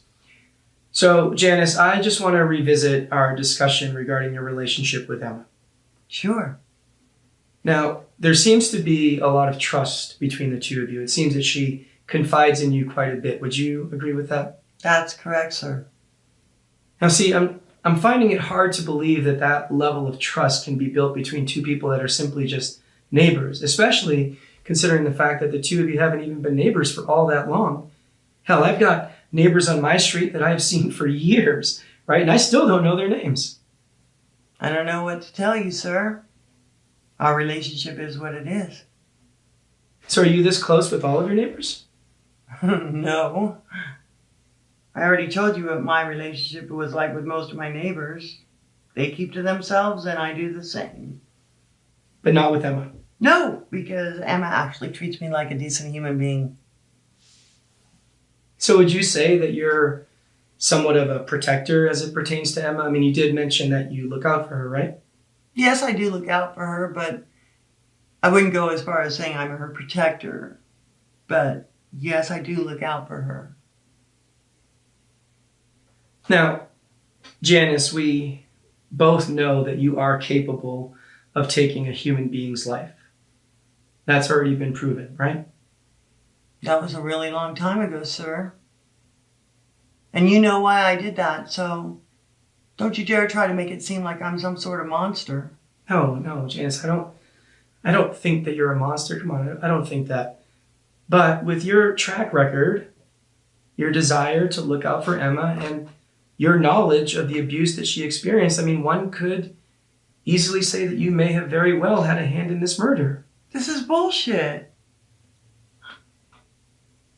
I knew you would use my past as some sort of justification for killing this man. I gave you the benefit of the doubt, but I guess it's my fault for being so damn stupid. Look, I had nothing to do with that man's death. Yes, I entered the house the day he died, but I told you the truth on that. I found him and he was already dead. So how do I know that you didn't kill him? Why should I believe someone that already has a proven track record for disregarding the law? Why should I believe you?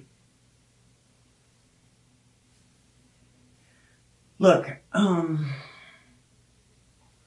the truth is, his dead body wasn't the only thing I saw when I entered the house. What do you mean?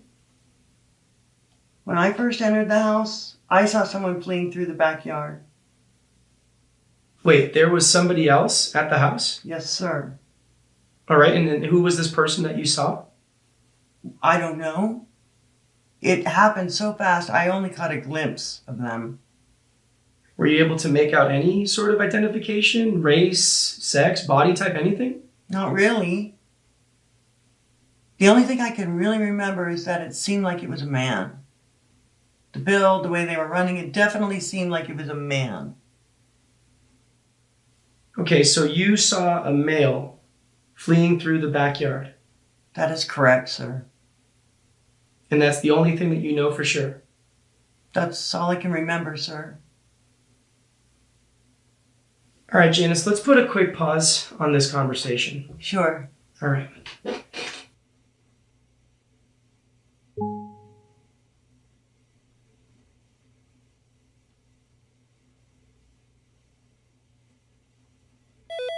Well, things just got very interesting, didn't they? This is, of course, assuming she's telling the truth about seeing someone flee through the backyard. Now, it is consistent with the crime scene photos showing the back door slightly open. It would also give an explanation as to why it was left open. Maybe they were trying to get the heck out of there as fast as possible when they heard Janice come in. But again, this is assuming she's telling the truth. Even if she's being honest, it's pretty odd that she can positively state it was a male that she saw, but yet she can't make out any other details? Does that strike you as odd? Or maybe I'm overthinking it. What do you think? You think she's telling the truth about that? You think it was a man that she saw, or you think she's got something more that she's hiding? I'll head back in once I get your take on this. Let me know what you think, alright? Talk soon.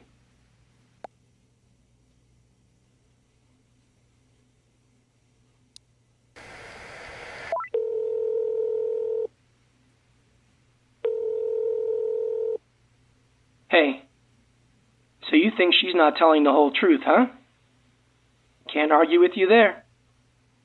I can't put my finger on it exactly, but she really didn't seem too authentic there. Looks like we both got that same read on her. Alright, let me press her on this. We'll see if our instincts are correct. Let me head back in. Talk to you later. Bye.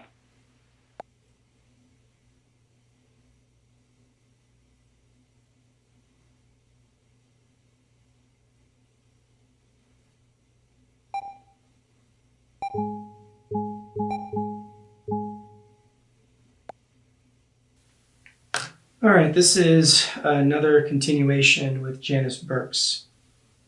So, Janice, you had just finished telling me that upon entering Daniel's house the day of his death, you saw a man fleeing the crime scene through the backyard. Is that correct?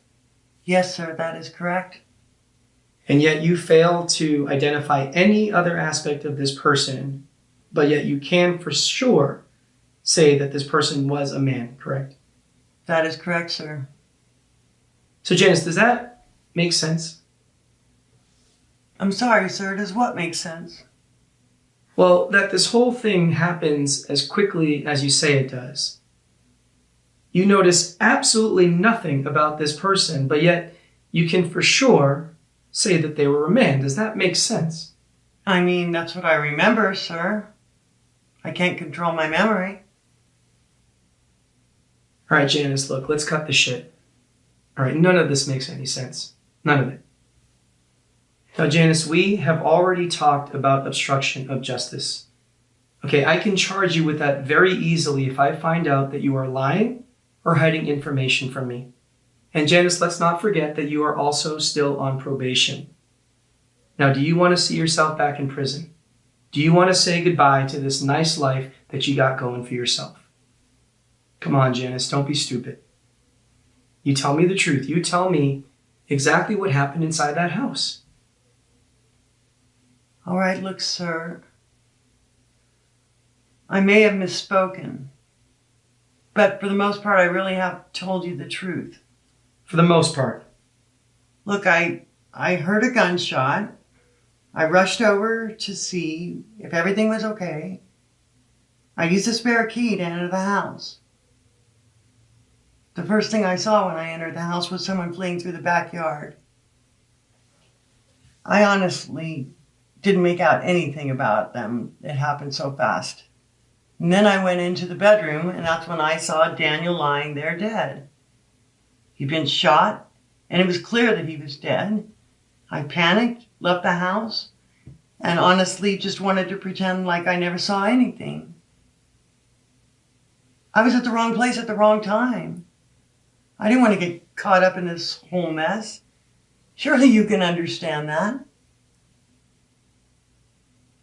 Yeah, Janice, I can understand that. Yeah. All right, so what you just told me, that is the absolute truth? Yes, sir, that is the absolute truth. So you can't say for sure that that person you saw is a man. That's what you lied about. I truthfully couldn't tell you whether it was a man or a woman. It happened that fast. So then why did you lie about that specifically? Well, look, I didn't want you guys to think it was Emma. I could see why you think she might have something to do with this. And I didn't want to bring any more attention her way. But since you have no idea who this person is, then it is possible that it could have been Emma. I guess so, but I highly doubt it. Well, look, Janice, no offense, but your doubts mean very little to me compared to facts.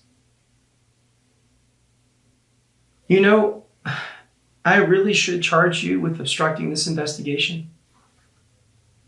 But I'm not obstructing anything. I've honestly told you everything that I know. You are walking a slippery slope, Janice. A very slippery slope. All right. Well, besides Emma, do you have any idea who this person could have been? Could it have been Charles or maybe Rebecca? I don't know, sir. Are there any neighbors or acquaintances of Daniel's that you may be familiar with who he maybe had, I don't know, disagreements or arguments with, anything like that?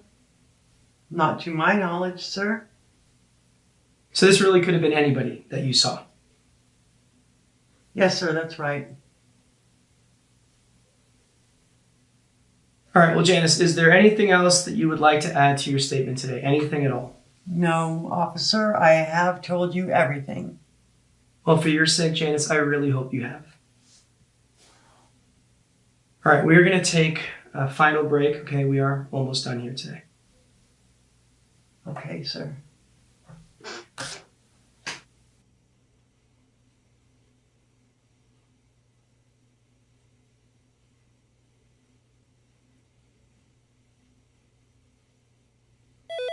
Well, if she's telling the truth, then that would mean we have someone else to account for. We need to know who was in that house before Janice. And at this point, it could literally be anybody. I don't think we're going to get anything else out of Janice, so we're just going to have to roll with what we got and go from there. And with this knowledge, I do want to hear from Rebecca again. I got some more questions for her. Let me grab her and get back in. Talk to you in a bit. Bye.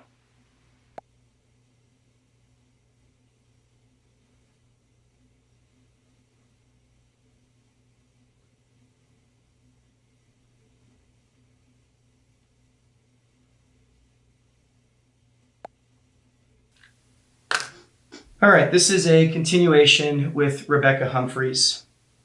Now, Rebecca, some new information has come up, so we do need to revisit a few items and see if we can get some answers. Now, I have reason to believe that the morning of Daniel's death, somebody was seen fleeing the crime scene through the backyard. Do you know who this person was? Well, at the moment, no, I do not. But with the process of elimination, I'm sure that I can make a pretty decent educated guess. So let's look at the facts, okay?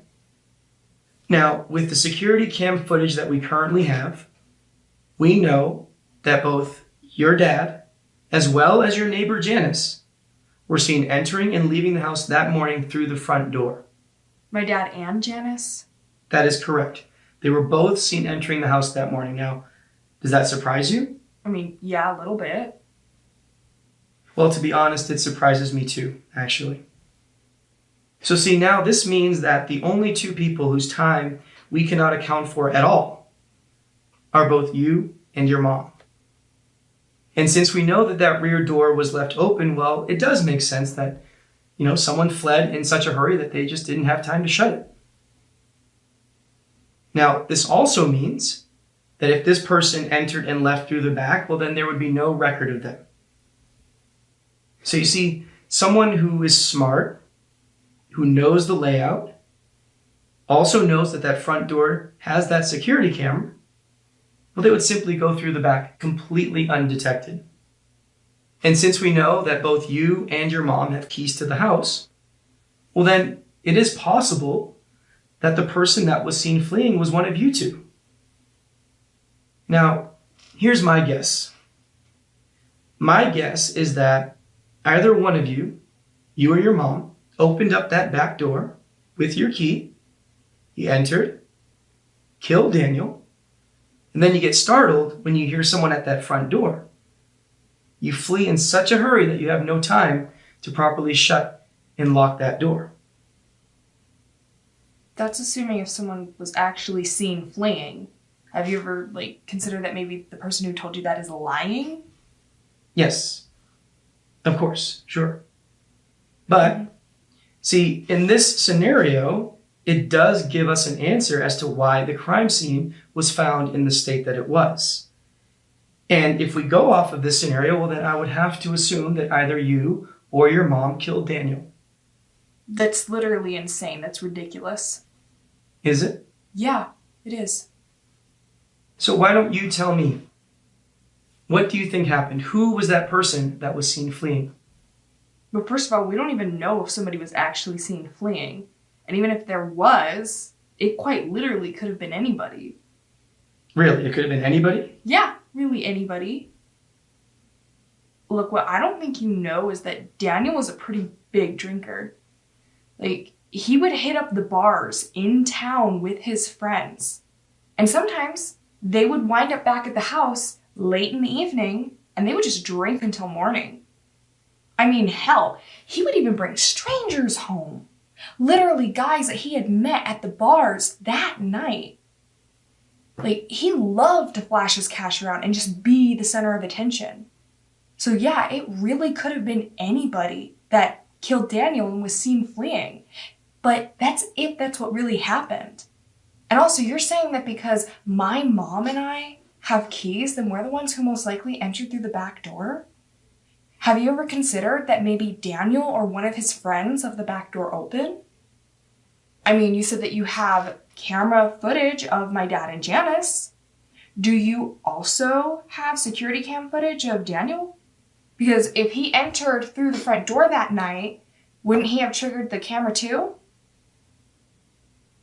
Well, as a matter of fact, no. We do not have any security cam footage of Daniel entering through the front door that evening. We don't. Okay. Well, there you go. Probably entered through the back door, left it open, and just forgot about it. The back door being left open quite literally means nothing. And it certainly is not something that should be used to make it seem like my mom or I killed Daniel. That doesn't make any sense. That's insane. Well, yeah, him going through the back is certainly possible. Okay, I can't argue with that. And to be honest, I was not aware of Daniel's drinking and social habits. But I mean, not many people were. He was really good at making it look like he was a good guy. So if I were to go around town and check out some of these bars and talk to the employees, they would be able to corroborate all of this, right? I mean, seeing as though you make it seem like it's a regular occurrence. I mean, yeah, of course. Well, that is interesting. It's very, very interesting. All right, let's let this stew for a bit. All right, we'll take a short break, okay? You hang here and I'll be back in just a few.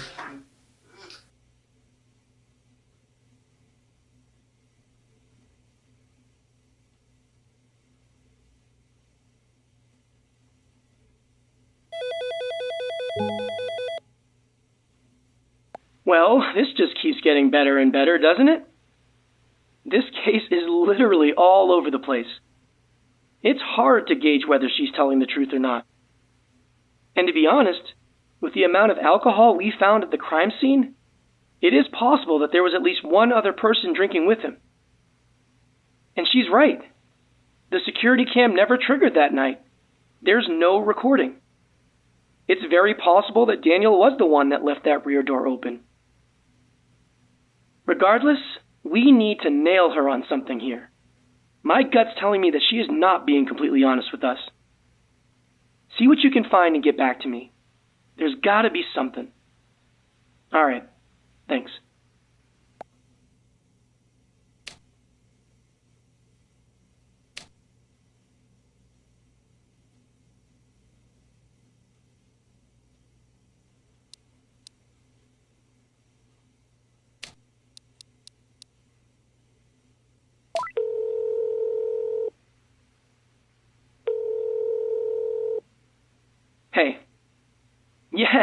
Great catch, my friend, great catch.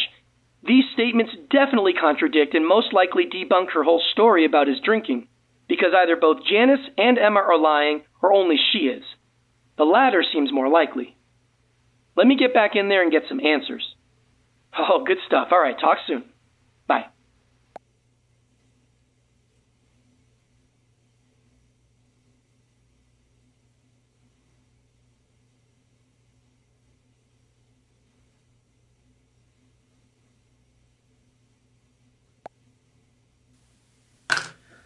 This is a continuation with Rebecca Humphreys. So, Rebecca, I want to explore your theory a bit more. Mm-hmm. Now, according to you, Daniel was a big drinker. And he had some people over, they got drunk, they partied till the morning hours, and then someone there shot him. And that's who was seen fleeing the crime scene. Does that sound about right? Yeah, but again, that's only assuming if someone really was seen fleeing, which we don't know for sure, right? But yeah, it's a total possibility.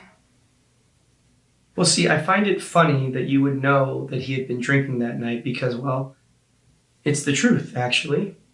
He had been drinking pretty excessively. But see, I never brought that up with you. Well, you didn't really need to. I mean, like I said, it was a possibility, and it was kind of his regular routine. So I'm not shocked. Well, I guess what's odd about your theory of him drinking that night is that both your mom and your neighbor Janice had completely different things to say about his so-called regular behavior. Like what? Well, according to Janice, she stated that your household was pretty quiet most of the time. In fact, she could not recall any moments of any parties or any loud behavior, things that I would normally associate with a bunch of intoxicated people at odd hours of the night, especially if this was a regular occurrence. Okay, and so you just believe her? And why should I not believe her? I don't know. But you're believing what she's saying at face value, and you're questioning me as if I'm the one who's lying here. That's fair.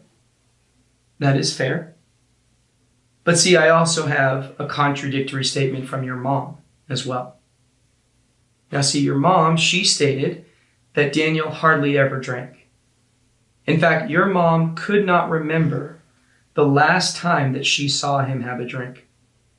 So what, is your mom also lying? Okay, so maybe Daniel didn't drink all the time per se, okay?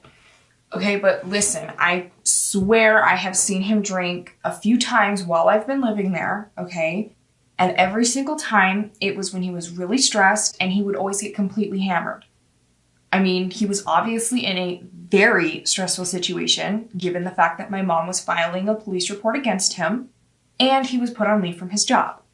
So it would make sense that he would be drinking and maybe invite some friends over, okay? Like, I don't know. It made sense. So why did you exaggerate Daniel's drinking? I don't know. I don't know. I guess I just wanted to make it clear that he wasn't Mr. Perfect like everybody thought he was. Yeah, see, I still find it strange that you would assume that he had been drinking when even you have now, stated that he didn't even drink all that often. I didn't assume. Like I said, it was a possibility. Given the situation, it made sense. All right, so just to be very clear, your theory of Daniel drinking that night is simply just a theory. This isn't actual first-hand knowledge. Is that correct? Yes, that is correct. It is just a possibility of what could have happened that night. All right, well, I guess there isn't that much more to cover. So look, is there anything else that you need to tell me? Anything important you feel I should know? No, not that I can think of. You sure? Yes, I'm sure. All right, well, Rebecca, we are almost done for the day, okay? So I just need you to hang here at the station for a little while longer, all right? Mm-hmm. Sure. All right, we'll give you a break for now. Thank you.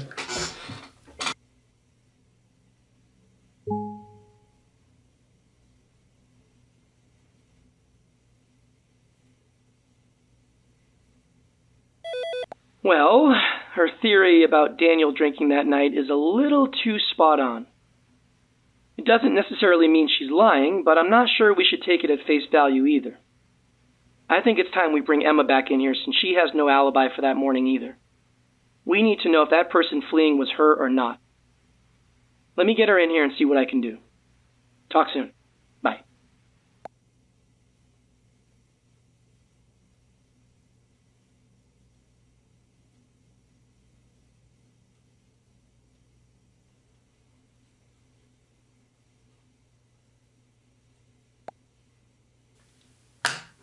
All right, this is a continuation with Emma Richardson. Now, look, Emma, we're just going to jump right into things here. We've been here for quite a while today, and I have listened to a lot of different statements, some truthful, some not so truthful. Either way, though, I am starting to come to some conclusions, but there are still some things that I do need to clear up, especially as it pertains to you. Of course. That's why I'm here. All right, well, first things first, I do want to acknowledge that we may not have handled your initial police report as best as we could have. I'm glad you see it that way too. I do. But unfortunately, it does give you more of a reason to kill Daniel. Now, perhaps you took matters into your own hands because you didn't get the expected results from law enforcement. Now, is that maybe what happened? We've already gone over this. The answer is absolutely not. Look, Emma, if everything that you filed in that police report is accurate, all right, I want you to know that I understand that you were also a victim in this whole situation, okay? I understand that. But see, when I zoom out and I look at the bigger picture, I can't help but have my doubts that you weren't somehow involved. I've already told you the truth. I was at that motel the entire day. I never got anywhere near that house the day Daniel was killed. Yes, you have told me that. But see, without anyone that can corroborate your story, yeah, I do have my suspicions. Emma, you have the biggest motive and justification for killing Daniel. You really do. I mean, after what he supposedly did to you, and then you go to the police and then you see that nothing comes of it, yes, I can see why you would take matters into your own hands, okay? I would understand that. Hell, a lot of people in your situation would do the exact same thing, Emma. He didn't supposedly do anything to me. He assaulted me, and then he threatened to kill me. Those aren't supposed theories. Those are facts. They actually happened. So please be more respectful with how you choose your words, because how you're framing it right now is not okay. You're right. You're right. And I am sorry. That was a very poor choice of words on my part. I am sorry. But look, it still does not change the fact that you benefit the most from Daniel's death, now does it? I'm not going to answer that. We've already been through this. And my answer isn't going to change no matter how many different ways you ask me that question. So, despite the fact that you have such a clear and strong motive, I'm just supposed to ignore the fact that you don't have an alibi? I'm just simply supposed to take the word of the person who benefits the most in this situation when they have absolutely nothing to prove that they weren't somehow involved? And let's also look at the fact that you were the one best suited to avoid that front security camera, right? You know it's there, and you know how it triggers its recordings. Emma, you could have easily gone around the back, killed Daniel, and then left. I mean, what is there to say that that did not happen? Because it didn't. Okay. Why is it so hard for you to believe the truth? Why is it so hard? Emma, because I don't know the truth. Okay, that's why. And until I know the truth, yes, I am absolutely going to question everything. And right now, you are telling me that I should believe you because you say it's the truth? Well, look, Emma, I have got news for you. Everybody that sits in that chair seems to always be telling me the truth. And I mean always. I literally get nothing but the truth until it isn't. Look, I can understand from your perspective why you would doubt what I'm telling you. But I swear, I was at that motel the entire day. I only left early to grab breakfast. That was it. Look, I know there's nothing that can prove that I was at that motel, but there's also nothing that can prove that I wasn't. And I am telling you the truth. I swear. All right, Emma, you know what? You are right. We are just going around in circles here. So, look, we are going to take a quick break, all right? Okay. Do I have to stay here? Yes, you do, please.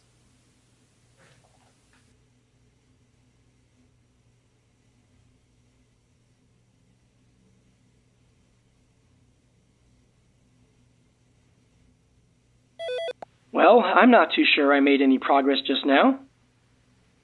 The main thing that we got to assess here is whether or not we think she's telling the truth about being at the motel that day. Because she's right. We have nothing to prove she was there or not. All we have is her word.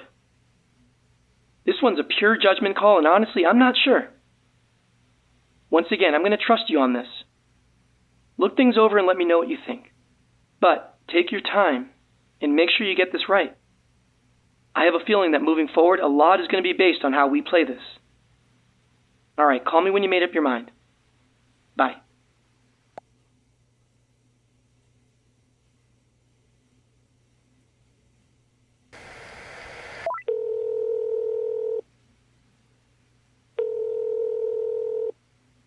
Hey. Okay, you're feeling like she's being honest. Fair enough. Like I said, I wasn't too sure myself, but I can see where you're coming from. All right, cool. Let's get back to it. Talk soon.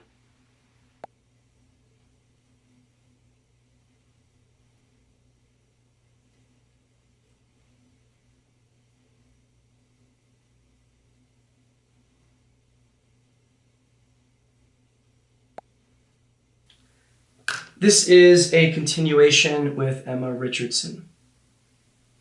Look, Emma, I want you to know that I believe you. Okay? I believe that you were at the motel, and I believe that you didn't go anywhere near Daniel's house the day that he was killed. Oh, good, because it's the truth. Of course.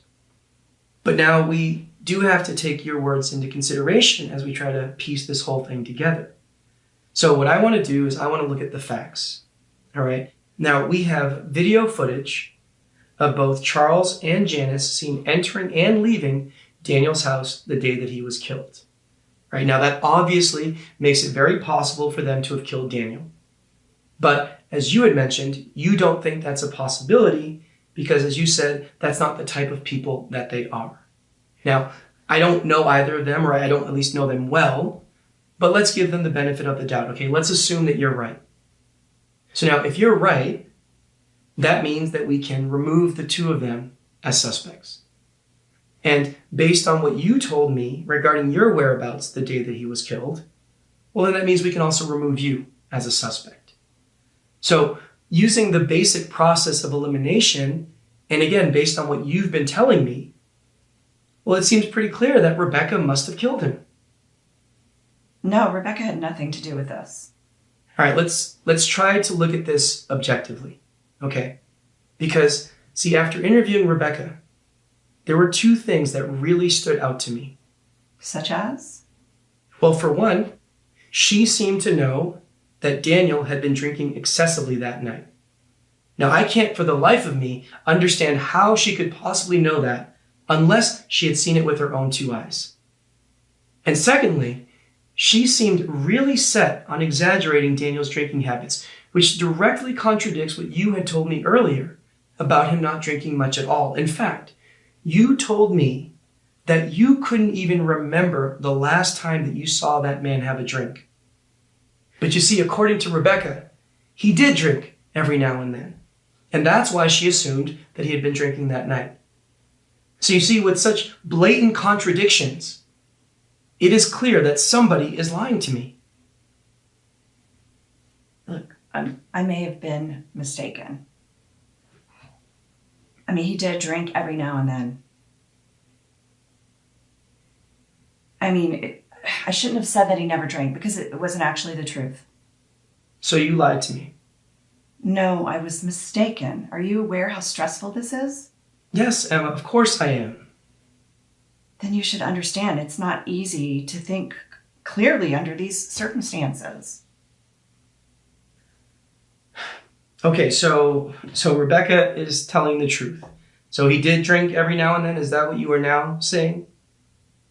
Yes, and sometimes it was quite excessively. It didn't happen often, but, he did drink on occasion. So what was his drink of choice? On these occasions that he decided to get his drink on. What is it that he would drink? He didn't have a favorite drink or anything like that. It was just whatever he felt like in the moment, I guess. All right, well, assuming that you were telling the truth, that still changes absolutely nothing regarding Rebecca, because she is the only person whose time is completely unaccounted for. And let me tell you, Janice had stated that when she entered the house that morning, she saw someone fleeing out the backyard.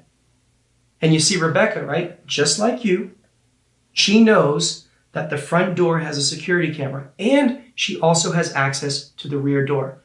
So you see, Emma, she could have planned this whole thing perfectly. But that's not what happened. I can assure you that's not what happened. You can assure me. Okay, well then, Emma, please, go ahead, assure me.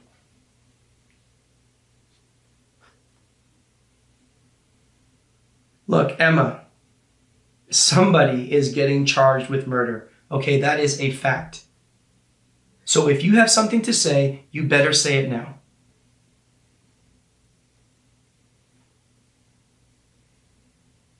Emma, either you are lying to me, and you did go to the house that day, or Rebecca is lying to me, and she went to the house that day. Maybe neither of us is lying. So then who was seen fleeing out the back, huh? Who could that have been? I don't know. Maybe it wasn't either of us. Did you think about that?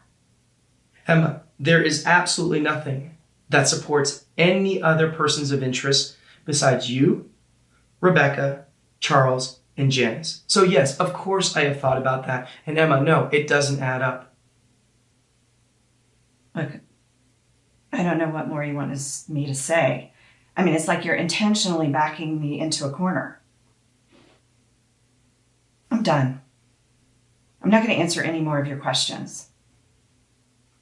And now I'm requesting the opportunity to speak with an attorney, so I'm not going to answer any more of your questions. So now you want an attorney? Yes, I'm done.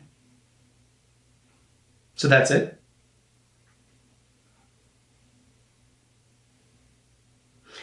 All right, well then I guess we're done. Okay, can I go home now? You can go home soon. Look, you don't have to answer any more questions, but if you can just please stay while I wrap up the rest of my interviews, because look, I'm almost done. If you can do that for me, I would appreciate that. Okay, fine. Thank you.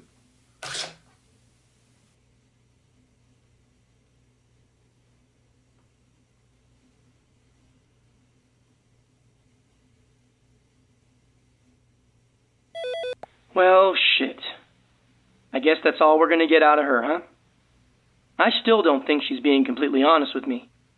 And did you see how she backpedaled on Daniel's drinking? As soon as we start to really get some pressure going, that's when she decides to lawyer up? Really? Well, I guess we're gonna have to take what we've gotten from her so far and go from there, huh? Alright, look, let's get Charles back in here and hope he's still willing to talk. I need to know what he has to say about all this.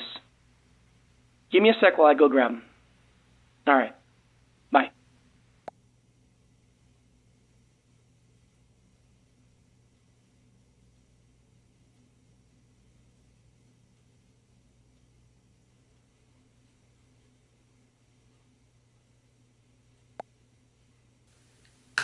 Okay, this is a continuation with Charles Humphreys. Now, Charles, I know that you've been here for quite a while today, so I'm going to do my best to get right to the point, all right? Great, I appreciate that. Of course. Now, after reviewing everything so far, It really does seem that either Rebecca or Emma may have had some involvement with Daniel's death. There's no way. And I don't care how you came to that conclusion. I'm telling you, there's absolutely no way that either one of them did this. Now, Charles, I can completely understand why you would feel like that, okay? I really do. But we have to look at the facts, Charles. Now, as of right now, Rebecca and Emma are the only two people whose time is completely unaccounted for. They're also both very aware that that front door has a security camera, which could have recorded them. They also have keys to the house, so they could have entered through that rear door. But most importantly, Charles, they both have a motive. What possibly could be Rebecca's motive? Charles, Rebecca is aware of the abuse that her mom has experienced, okay? She went to the hospital. She saw firsthand just how badly this man hurt her own mother. Now, do you think that she wanted to see that happen again? No, of course not. So, what is the best way to make sure that that man never lays a finger on her mother again? Well, simply end his life. Problem solved. That's ridiculous. That's your motive? Heck, you might as well consider me the one that killed him. I mean, I care about Emma. You know, I never wanted to see her get hurt like that again, and I would have done anything to protect her. So what, does that make me a killer too? Well, possibly. Oh my God, wow. Rebecca has her whole life in front of her. You think she's going to throw that away? And let's remember, she went with Emma to file the police report. She literally encouraged her to do so. She was trying to handle everything the right way. So your motive makes no sense whatsoever. Well, Charles, you might be right, okay? You might. Okay, maybe Rebecca has nothing to do with this. But what about Emma? All right, let's take another look at her. Now, she's a mom. She seems to be a really good person who seems to care a lot about her daughter.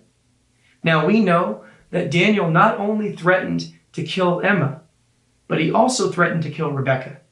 Okay, now you're a parent. Wouldn't you want to protect your child in a situation like that? I mean, of course I would. I mean, she's my daughter too. So I'm in the same exact situation as Emma. But I'm not going to kill someone.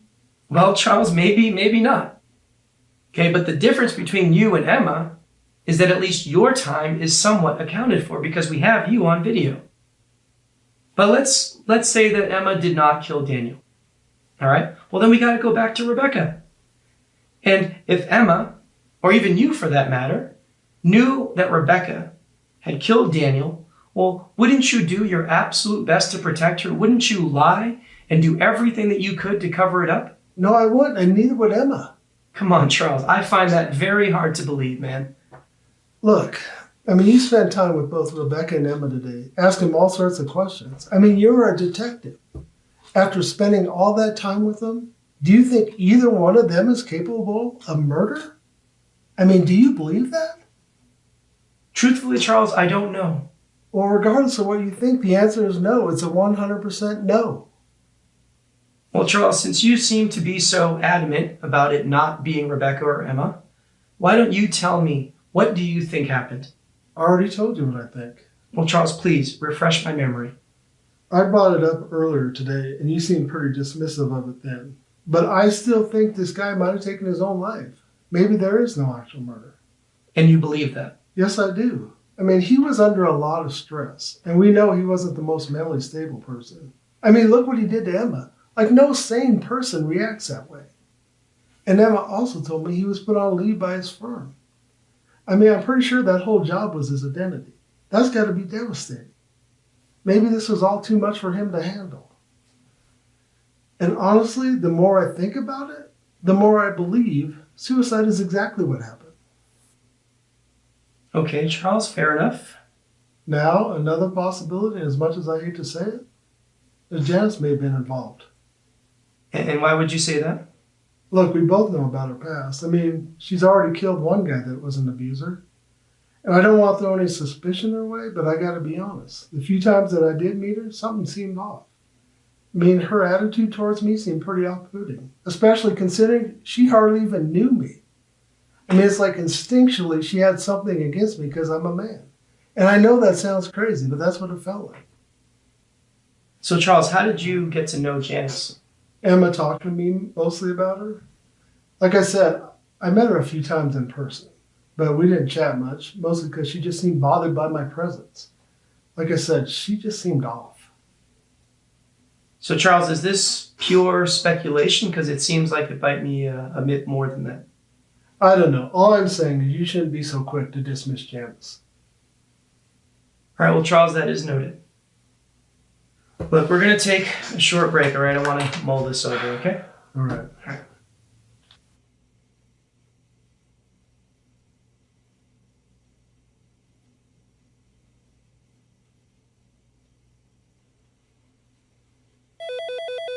Okay, he's being real defensive of Rebecca and Emma. But I honestly can't blame him. I do have to admit, I can't picture either Rebecca or Emma being capable of taking someone's life. But as I told him earlier, crazier things have happened for sure. And what do you think about his Janice theory? He seems pretty convinced that Janice may have been involved. But why bring it up now? Is it to protect himself and his family? Or is there actually some legitimacy to his theory? Well, either way, let's see if we can trip him up. To be honest, I'm pretty drained. All these interviews today are starting to blur together. Work your magic one last time. See if you can find any evidence that pokes holes in his statement. I know we gotta have something. All right, give me a call when you got something. Talk soon.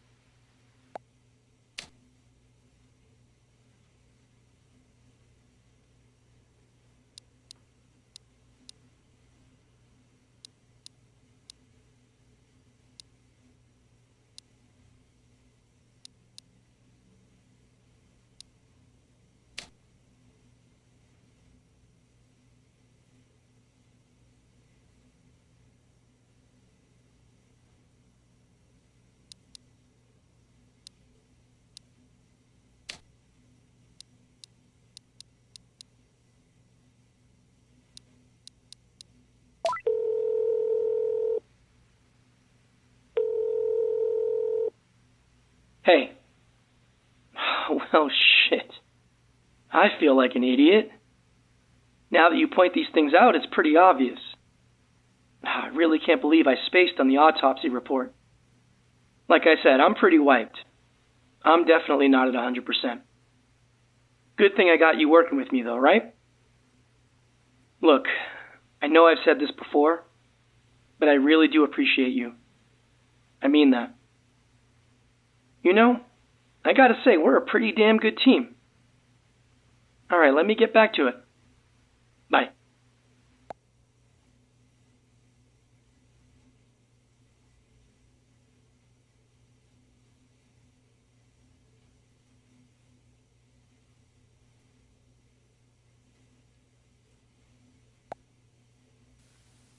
All right, this is a continuation with Charles Humphreys.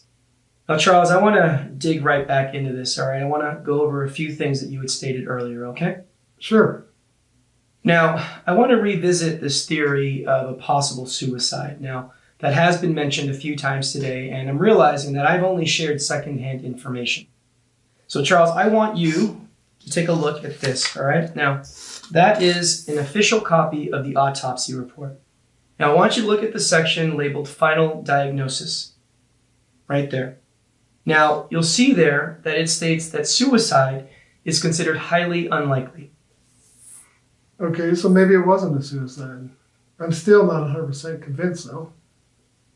Well, to be fair, Charles, you are not the person that needs to be convinced. Now, regardless, let's move on to your other theory, okay? And that being Janice and her possible involvement. Now, I have to admit, I did have some similar thoughts to you when I spoke with Janice earlier today. Now, I didn't get, any weird vibes or anything like that, but her past certainly does not do her any favors, especially in this situation. And then after hearing you mention the way that she acted when the two of you met, well, yeah, that did raise my suspicions a bit more. But see, Charles, there is a problem here. And that is? Well, see, according to Janice, the two of you never actually met. In fact, she claims that she doesn't know anything about you. And you believe her? Charles, I don't know what to believe, all right? But her statement does seem to contradict yours, so someone is lying to me. Now, she also stated that she saw someone flee the house through the back door at the exact same time that she entered the house. So she was the person that entered the house before me, and that's why the door was unlocked? That is correct. Well, who did she see? Well, see, that's the thing, all right? She wasn't able to make out who that person was, so unfortunately, that part is still a mystery. Now, Charles, there is one other thing to note here, all right? Somehow, Rebecca seemed to know that Daniel had been drinking very heavily that day. All right. Now, that is not typical behavior for Daniel, okay? At least based on what I've gathered so far. Now, she did say that this was just an assumption, all right? But I got to say, that assumption was pretty damn accurate. I mean, hell, you were there, right? You saw all that booze. So, what do you think? Do you still believe in this Janice theory? Yes, I do. Even more so now. I think she played you big time. Really? And why would you say that? Look, as you just mentioned, Janice went in the house before me. I mean, she could literally say anything she wants to clear her name. There are no witnesses. I mean, she could be lying about seeing someone flee. I mean, what proof do you have that any of this actually happened? What, Janice's word? Do you think a convicted murderer is going to tell the truth? Of course not. They're going to lie about everything. I mean, why in the world would you believe anything that she has to say? I mean, what has she done to earn your trust? Well, honestly, nothing. But if she did kill Daniel, then why are her prints not on that gun? She could have easily wiped the gun down and placed it in Daniel's hand. I mean, did you find anybody else's prints on the gun? No, we did not. Well, there you go. All right, your theory about Janice is certainly a possibility, okay? Maybe she is lying. But see, if we go with that, then we really do need to explore all possibilities, Charles, and that includes you. You already know that Janice went in the house before me, and you know that I have absolutely nothing to do with this. Do I really know that, though? Yes, you do. See, Charles, I don't know. Okay, I don't know, because we are both aware that you are very capable of putting on a very good performance. What are you talking about? Charles, I am talking about that little performance that you put on for the security camera, in which you tried to make it seem like the reason that you were at Daniel's house was because you were there to pick up some of Emma's belongings. Now, what is there to say that you weren't the one that entered through the back door? I mean, you could have easily gotten the keys from either Emma or Rebecca, right? You go inside the house, okay? You kill Daniel. You're the one that wipes down that gun. You put the gun in Daniel's hand to try to make it seem like a suicide, and then that's when you hear someone at that front door. Now, in a panicked state, you flee, okay? And you're in such a rush that you forget to shut that back door. Now, here's the good part. You later come back to the house, all right? You come back to make it seem like you were there for a completely different reason.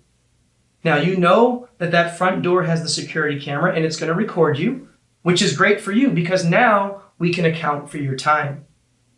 So you enter the house, you come back out with some of Emma's belongings, hence making it seem like that was the reason for your visit. So yeah, Charles, maybe you are right. Maybe Emma and Rebecca have nothing to do with this. Maybe they are simply trying to protect you. So what do you think about that theory, Charles? I think you have an incredible imagination. And I think you'll make up whatever shit you have to close this case. That's what I think. But I am done cooperating with you. I'll speak to you again when I have an attorney. But for now, we're done. Charles, did you kill Daniel? No, and I told you we're done.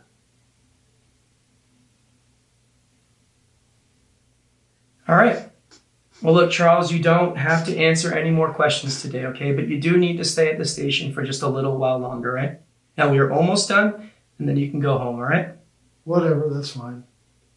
All right.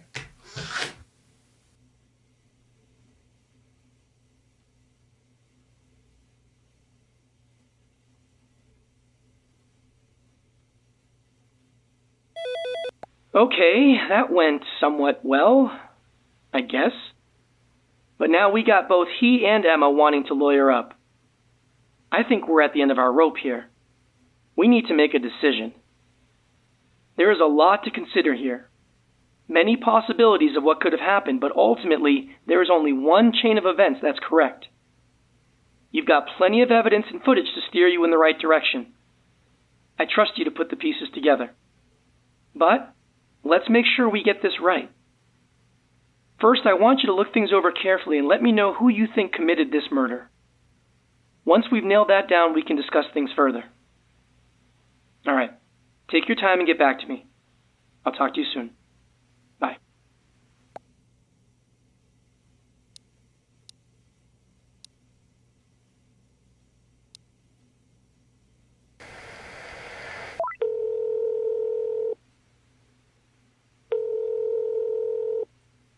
Hey. Okay, so you think Rebecca killed Daniel, huh? You know, I actually think you hit the nail on the head here. I do trust your judgment. And even though she doesn't seem like she has it in her, it really does seem that she's the one that killed him.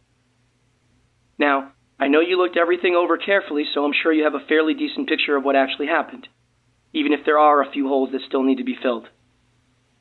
But listen, what I'm about to say stays between you and me, okay? Considering everything that went down with her mom and Daniel, and the reasons Rebecca would have for killing him, it's still most likely murder. She may be able to get out of this in court, but she could very well end up in prison for a very long time. And honestly, I'm not sure that she deserves that. Her life could be ruined at such a young age. Now, what I'm about to say can get us in some pretty deep shit. Maybe even fired. But I can always claim that we didn't find enough probable cause to make an arrest. We can let her go home. And if we're pushed to continue the investigation later, well, then we'll deal with it at that time. But for now, we can let her go. I'm really not sure what to do here. This whole situation is just really complicated. Now, your decision-making has been great so far, so I'll follow your lead on this one as well.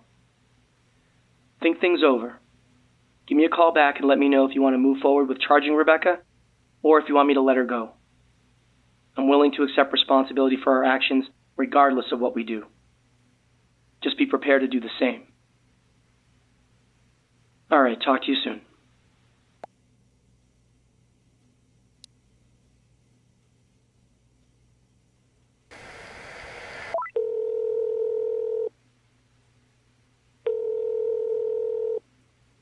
Hey. Okay. I'm with you on this one. We'll let Rebecca go and not charge anyone. I'm sure this was a tough call to make, but I respect your decision here. She was clearly trying to protect herself and her mom. Now, don't get me wrong. I don't agree with her methods at all. But in this type of situation, yeah, I do understand. She's also got her whole life in front of her. Why ruin her life at such a young age, right? All right, I guess that's it then. Let me inform them all that they can go home. I'll do one last formal recording in the interview room to document this, and then we'll call it a wrap. All right, let me take care of these things, and we'll talk one last time before you head home. Okay? Bye for now.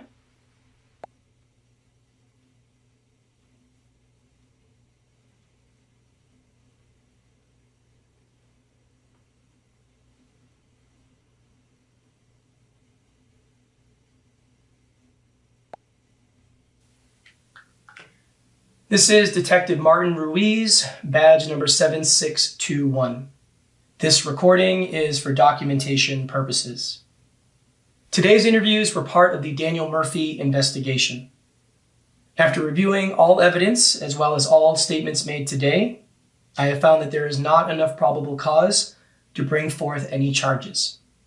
As such, all interviewees have been released for the time being. I'm going to send this case over to the district attorney's office and let them take it from there. This concludes today's interviews.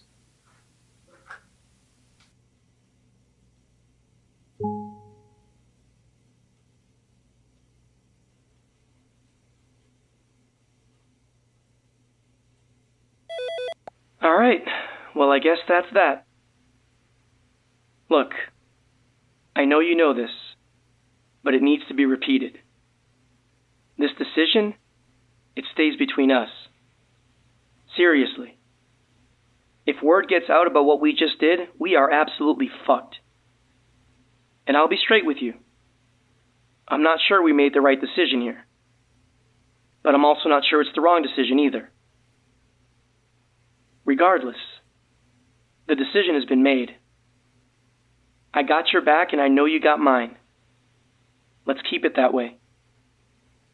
Thanks for all the hard work you put in today. I appreciate you, my friend, I really do. Until next time, okay? You take care. Bye.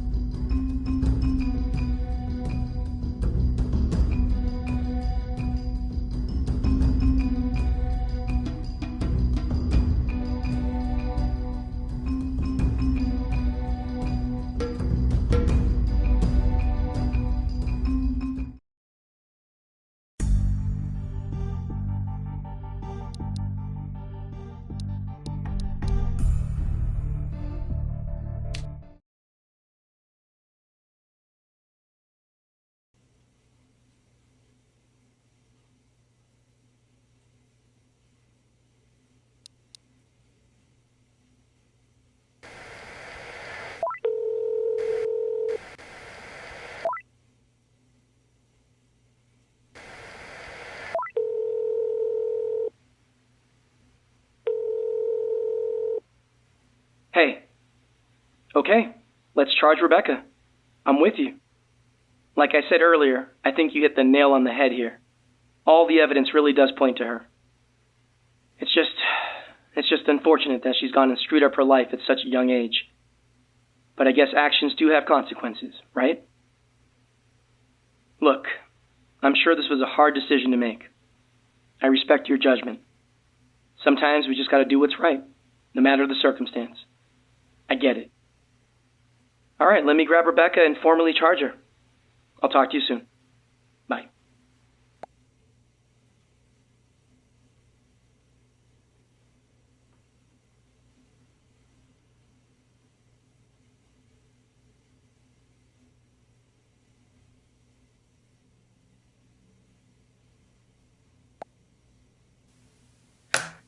All right, this is a continuation with Rebecca Humphreys. So look, Rebecca, after reviewing all of the evidence and the statements made today, I am officially charging you with the murder of Daniel Murphy.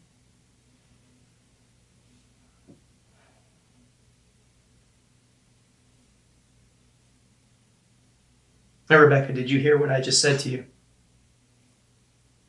Yeah, I heard you. Yeah. So is there anything else that you would like to add to your statement today before we take you into custody?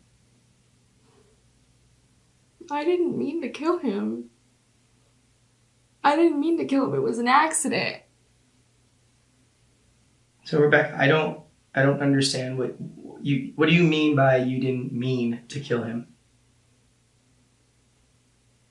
Now, come on, Rebecca. No more games, no more lies, all right? Just tell me exactly what happened, please. Okay.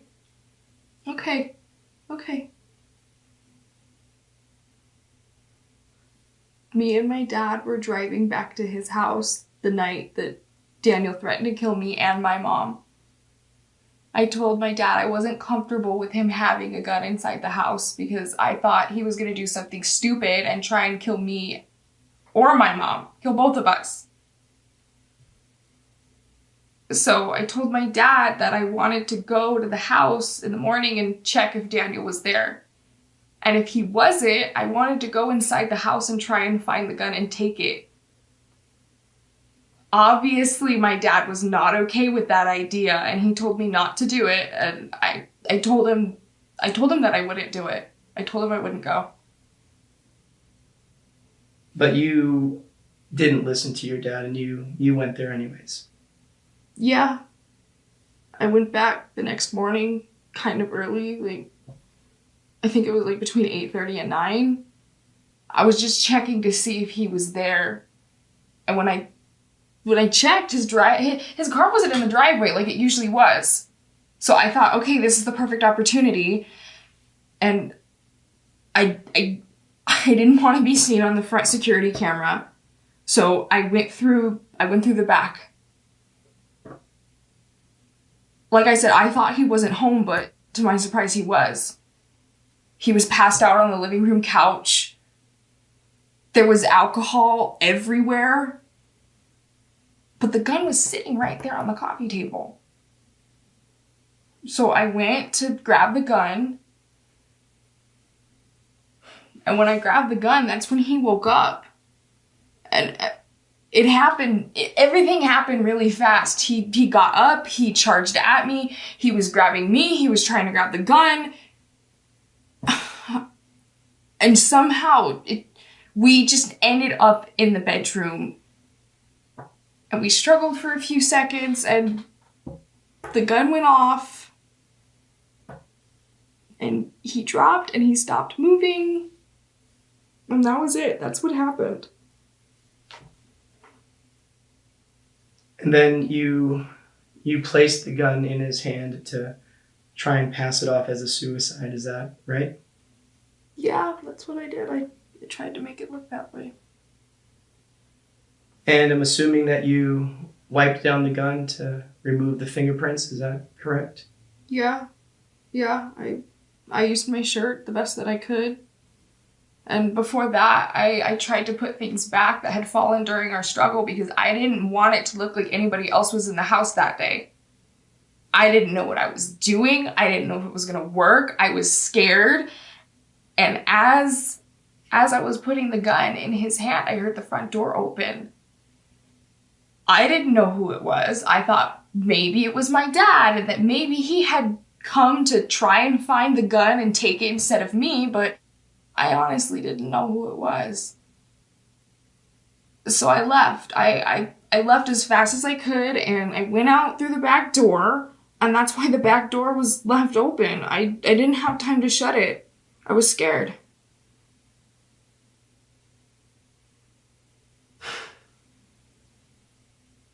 So did you tell your parents about all this? No, I haven't told anybody. You're the only person who knows, and it was an accident. It was a genuine mistake. I didn't mean to do any of this. I didn't mean to shoot him.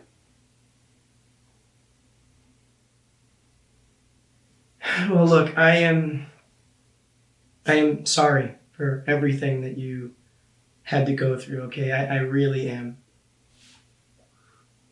Now, the unfortunate truth is that I do have a job that I have to do, okay? And that means that we do have to take you into custody. Now, you will be able to, explain all of this in court, and I do hope that things will actually, go your way. I do.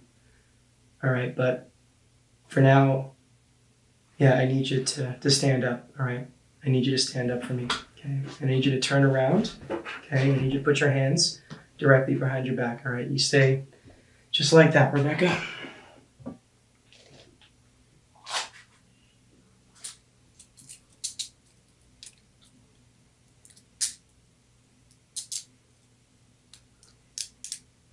All right, you can sit down. I didn't mean to do this. I didn't mean to do this. I'm sorry. It was an accident. And you have to believe me when I say that. I know. Now, I am going to go get some officers, okay? And they will be able to escort you out of here properly, all right? All right.